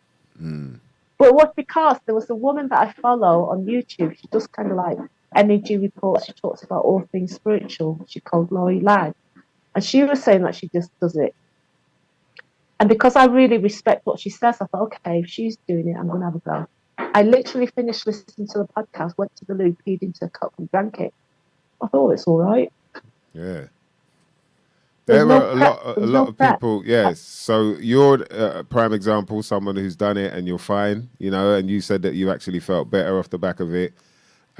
So there obviously going to be people that are skeptical and then mention the side of, because we understand both as being waste, they'll be like, okay, but would you eat your own feces? You know what I mean? Isn't. But it's not.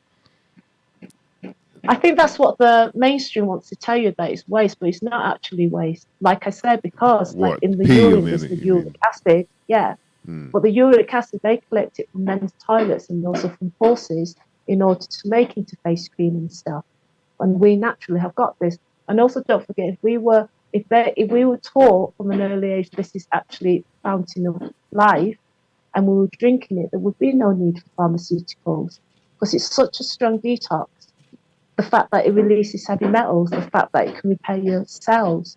And I did have a break. I was doing it, and then I think in January I just stopped all my practices for a month because I thought, let's just see what happens if I don't do anything. And I did feel worse, and now I'm back on it. Yeah. It's not like I feel like a Duracell rabbit or anything, but I just feel buoyant. I just feel well in myself. Yeah. Yeah. There are a lot of old, fountains, sculptures and that of, children peeing, and you see the water coming out of the fountain. Apparently that's all linked to it in some form or way. So Probably. people should really think about, There's not any statues of people doing poos. So. Nah. Well, yeah, gladly not. But I mean, there might be. You can tell. Scenes, but... You can tell. The poo smell. Whereas we eat a fresh, healthy diet. It barely smells of anything. It looks almost clear. Yeah. So you can see lots of decayed things. Yeah. Lots of decayed things look like poo. Poo looks like it's decayed matter. So even leaves, when they're all old at the end of autumn, when the leaves are falling, they all turn brown and break down. So poo is the color of something breaking down, whereas wee is golden when it's good. Yeah. Golden brown. Sometimes it can be orange though. Some people, you lot need to hydrate, man. Like, stay hydrated, my beloved. You lot with that orange pee, man. Jeez, you better know something's going on when the lips all like that. Drink some water, man. But even my dogs, like when we go walking, one of them pees, the other one drinks it. Animals know instinctively that there's something about it, Animals drink it. Jeez.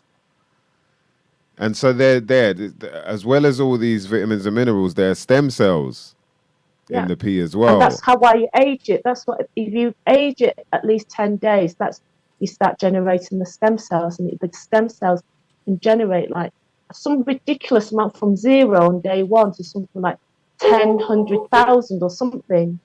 Some, mad volume in just 10 days. So that's why the longer you leave it, the more potent it becomes. And stem the more cells, potent it is, the less it smells of pea. It just tastes earthy. And you can actually taste the fat. I can taste my own fat in it. wow. And stem cells are said to basically sort of help regenerate any area that needs it. So, that's why a lot of people say, obviously, about putting it on your skin. It gets rid of the blemishes. But it's muscle repair as well. Like if you have the wound, internal organs, it regenerates the liver. Yeah. Sorts out the kidneys. Mr. Sovereign said, it's funny how people don't want to, Martha Sovereign said, it's funny how people don't want to drink their own fluids, but I find with drinking other animals. Exactly. Interesting. Exactly. Good point. Very cocktails. Now people are going to Mr. DJ Protrax. Topsy-turvy, remember, everything's topsy-turvy in the modern world. Everything they promote as good, drinking, convenient food, bread, all that is actually, and sugar is actually absolute shit for our bodies. Whereas as natural, as raw, drinking your own pee, all that, and being peaceful, it's not sexy. If everyone's just peaceful and happy in themselves, nobody would go to war for the government, isn't it? It'd be like, fuck that for chickens, I'm staying in. I'm aging my urine, thank you very much. I've got work to do out here, man. I'm trying to get this ammonia smell out my backyard, man. Hush. Yeah, that's crazy, man. So Sinead's asking how long to get clean, though. She's eating ice cream right now. So everyone's different, and it also depends what your diet's been like. How long have you had a certain diet? Have you got physical health problems? And like I said, what you like mentally, emotionally. But it's like you can't sort everything out in a month, let's say. It's just slowly pick a point in your life and just make the small changes that are just doable. Don't be so ambitious, because if you're too ambitious, it's not going to work. Just drink more water and drink more water for 21 days, because in 21 days you change the neural wiring in your brain. It becomes a new habit. 21 days. So start small like that, and one change will lead to another change, and before you know it, a few years have gone by, you're drinking your own urine and thinking, what's your problem, man? Everyone in the chat, we'll have you all on it at some point. Yeah, you'll all be looking back at this day and thinking, golden shower. Why you take a little sip? You'll be in your. Don't know what I was worried about. The fact that it's even we're talking about it now. Even 2 years ago, I would not have even entertained it, and it would have been harder to. It is actually still quite hard to find the information. Like when I look on YouTube, I have to go through the links in the urine therapy group, because YouTube just won't give me any information. Yeah, that's true. Yeah. So it's still not that easy. And equally, like one of my friends, the one I've known since I was 13, I told her about it, and she said, "Well, what works for you?" And she's like, she's plugged into that, the other life. She's not interested in anything I do, but the fact that even people I know in the different worlds are like, whatever, if it works for you. At some point, all this will come together. A few years ago, Reiki was, again, women of a certain age with Kafgans, but now everybody knows about Reiki, and they even offer it in hospitals. They were looking for Reiki practitioners in one of the hospitals. So it's all slowly, everything's coming into the mainstream awareness. Yeah, that's very true, actually. I think, it's definitely one of them things you got to dig more into to understand it more if you are going to go there. And obviously, because of the fact that it's looked at as waste, I think And that could be part of an inversion. You know what I mean? Like the fact that it's all done in the same place. And like you said, though, there are urinals where it's done in a way where they could be just collecting it all. For real. They are collecting it all because it's Mm. cheap resource for these big beauty companies, drug companies. You know, Right, so where would they be they go getting the to Uriah from? festivals, getting it. Yeah. Oh, it's from the festivals. Yeah, but ain't they? Yeah, that's jeez, man. Don't let me Well, have to because then start they must clean investigating. it, because they Mice must investigates urinals. they break down the weed, so they just get the acid in the laboratories, whereas we just drink the whole lot and let our body take care of sifting it all out. Mm. The human filter. Mice investigates urinals. It's coming to a cinema. It's coming to a cinema near you. Coming to There's the a whole toilet movement in bathroom. India. In Kerala, if anyone's interested, South India, there's a whole movement, Shimbavu therapy, and it was written in their scriptures, in the Bhagavad Gita, I think it is. About urine therapy. Mm-hmm. Yep. Look, man, I'm telling you, there's something there. You know, Dan's been on it. You know what I mean?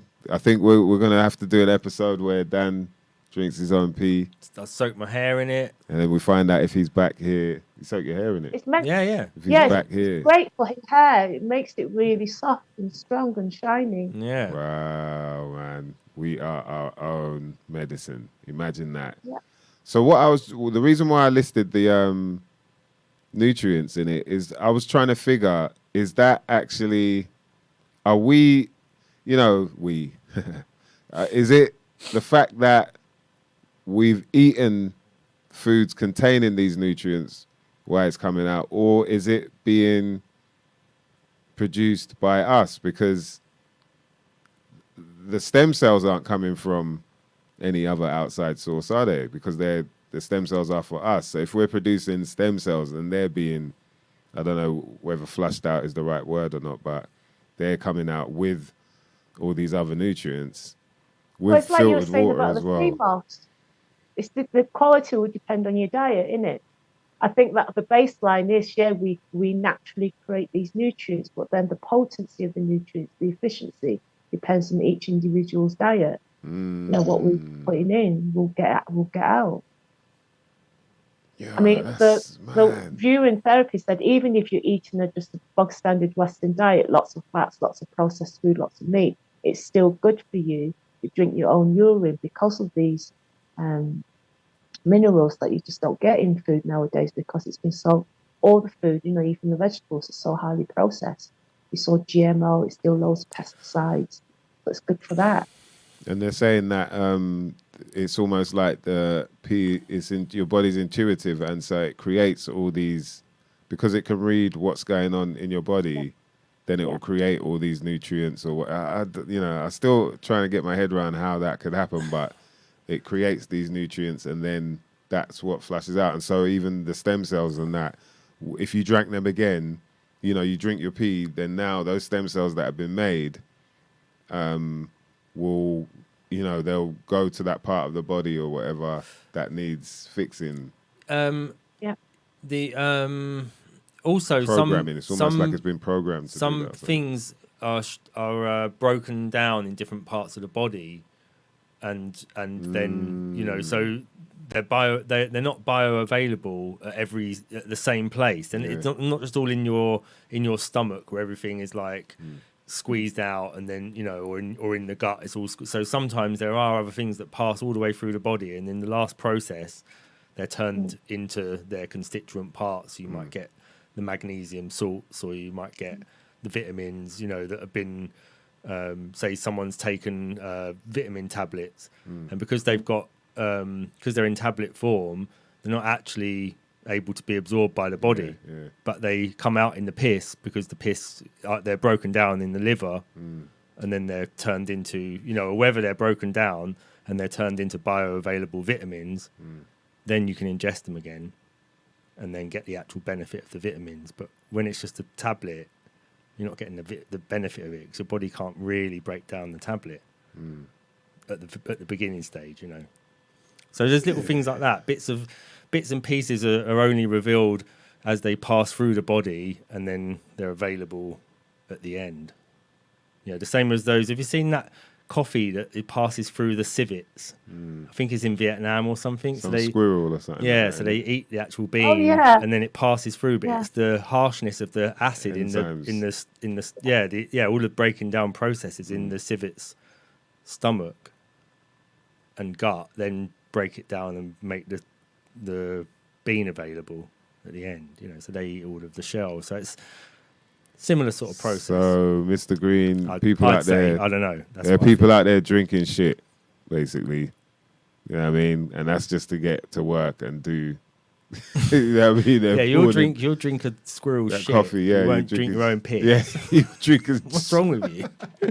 You drink a squirrel shit, but won't drink your own piss, man. See? That's how deep it gets out here, man. That's amazing. My auntie actually used to use the pea to grow her vegetables and fruit because of the nutrients. I forgot about that. Wow. So that's what you use it for as well. I remember my favourite auntie in Billericay. And wouldn't people, I remember reading about how people discovered sort of, how to grow vegetation. It was because where they went and pooed, and the seeds and all that dropping out, that all of a sudden shit was growing. I don't know. But it sounds about right. Yeah. Well, anyway, that's a whole nother story. I don't think we'll ever probably do that on YouTube. We might have to do that on the old Odyssey. Shout out, big up Dan, man. Dan DNA was going in on how good Odyssey is, and I think he's right, man. You'll be able to stream on there now. So I think, and what I like about it, man, even when you got it on the phone, if you put it on, full screen, and then you want to go to another app, then it'll have a little pop-up window, so you can still function on your phone whilst the video is Unlike playing. YouTube. Unlike YouTube, you know what I mean? So I think we might have to make that switch. It's open source. Remember, we were talking about open up your sources last week. Make sure you lot subscribe to our Odyssey channel. We're going to start putting all the links in the descriptions as well, man, because we get a little bit lost sometimes. Yeah, we need a drive. I've got to go. You got to go. Yeah, I know. My doggies need feeding. I know. That's why I was wrapping up now, because I didn't want, I could tell that the dogs were like, yo, she ain't coming. She ain't coming, bruv. No, I can't hear it. So, Anuka, man, really appreciate you coming through and sharing your story. Telling us some shit we might not never have known about. It's an absolute joy. Good. I'm glad you enjoyed it. Thank you. Lovely to meet you, Dan. Yeah, you too. And lovely to see you, mate. Yes, likewise, sis. It's been too long. Good to see you're doing well. And we'll definitely catch up soon, man. We've got to do it again at some point. Yeah. Come back and save me again. Yeah. No, I think you'll be all right now, but I want to try and visit. Right. I definitely want to try and visit, man. Mexico, it's free out there, isn't it? People ain't on the whole like. They tried to bring the vaccine over here, but no one was having it. They were like, "No thanks." Nada más. They couldn't give it away. Oh, for real. Everyone was like, "No, thank you, no gracias." Yeah, that's what we're talking about. Please, some love emojis, flower emojis, fire emojis, whatever you can. Piss emojis, anything. Pissy, urine emojis, whatever you want. For the lovely Thank Anuka you for your Yao. help, everyone. Make it was sure an absolute joy. You follow her. My heart is full. Yes, no, appreciate it. We appreciate you coming through and sharing your time with us as well. You go and attend those dogs. All right, I'm Let off them then. know we love them I'm too. off to give them some of my pee. Yeah. Okay. Enjoy the rest of your day. All right. You have too. a good day. Ciao. Have a good night. And you. Thanks. Thanks a lot.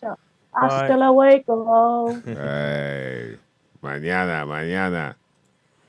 Yes. That's right. So you can follow her on Instagram. Where is the button?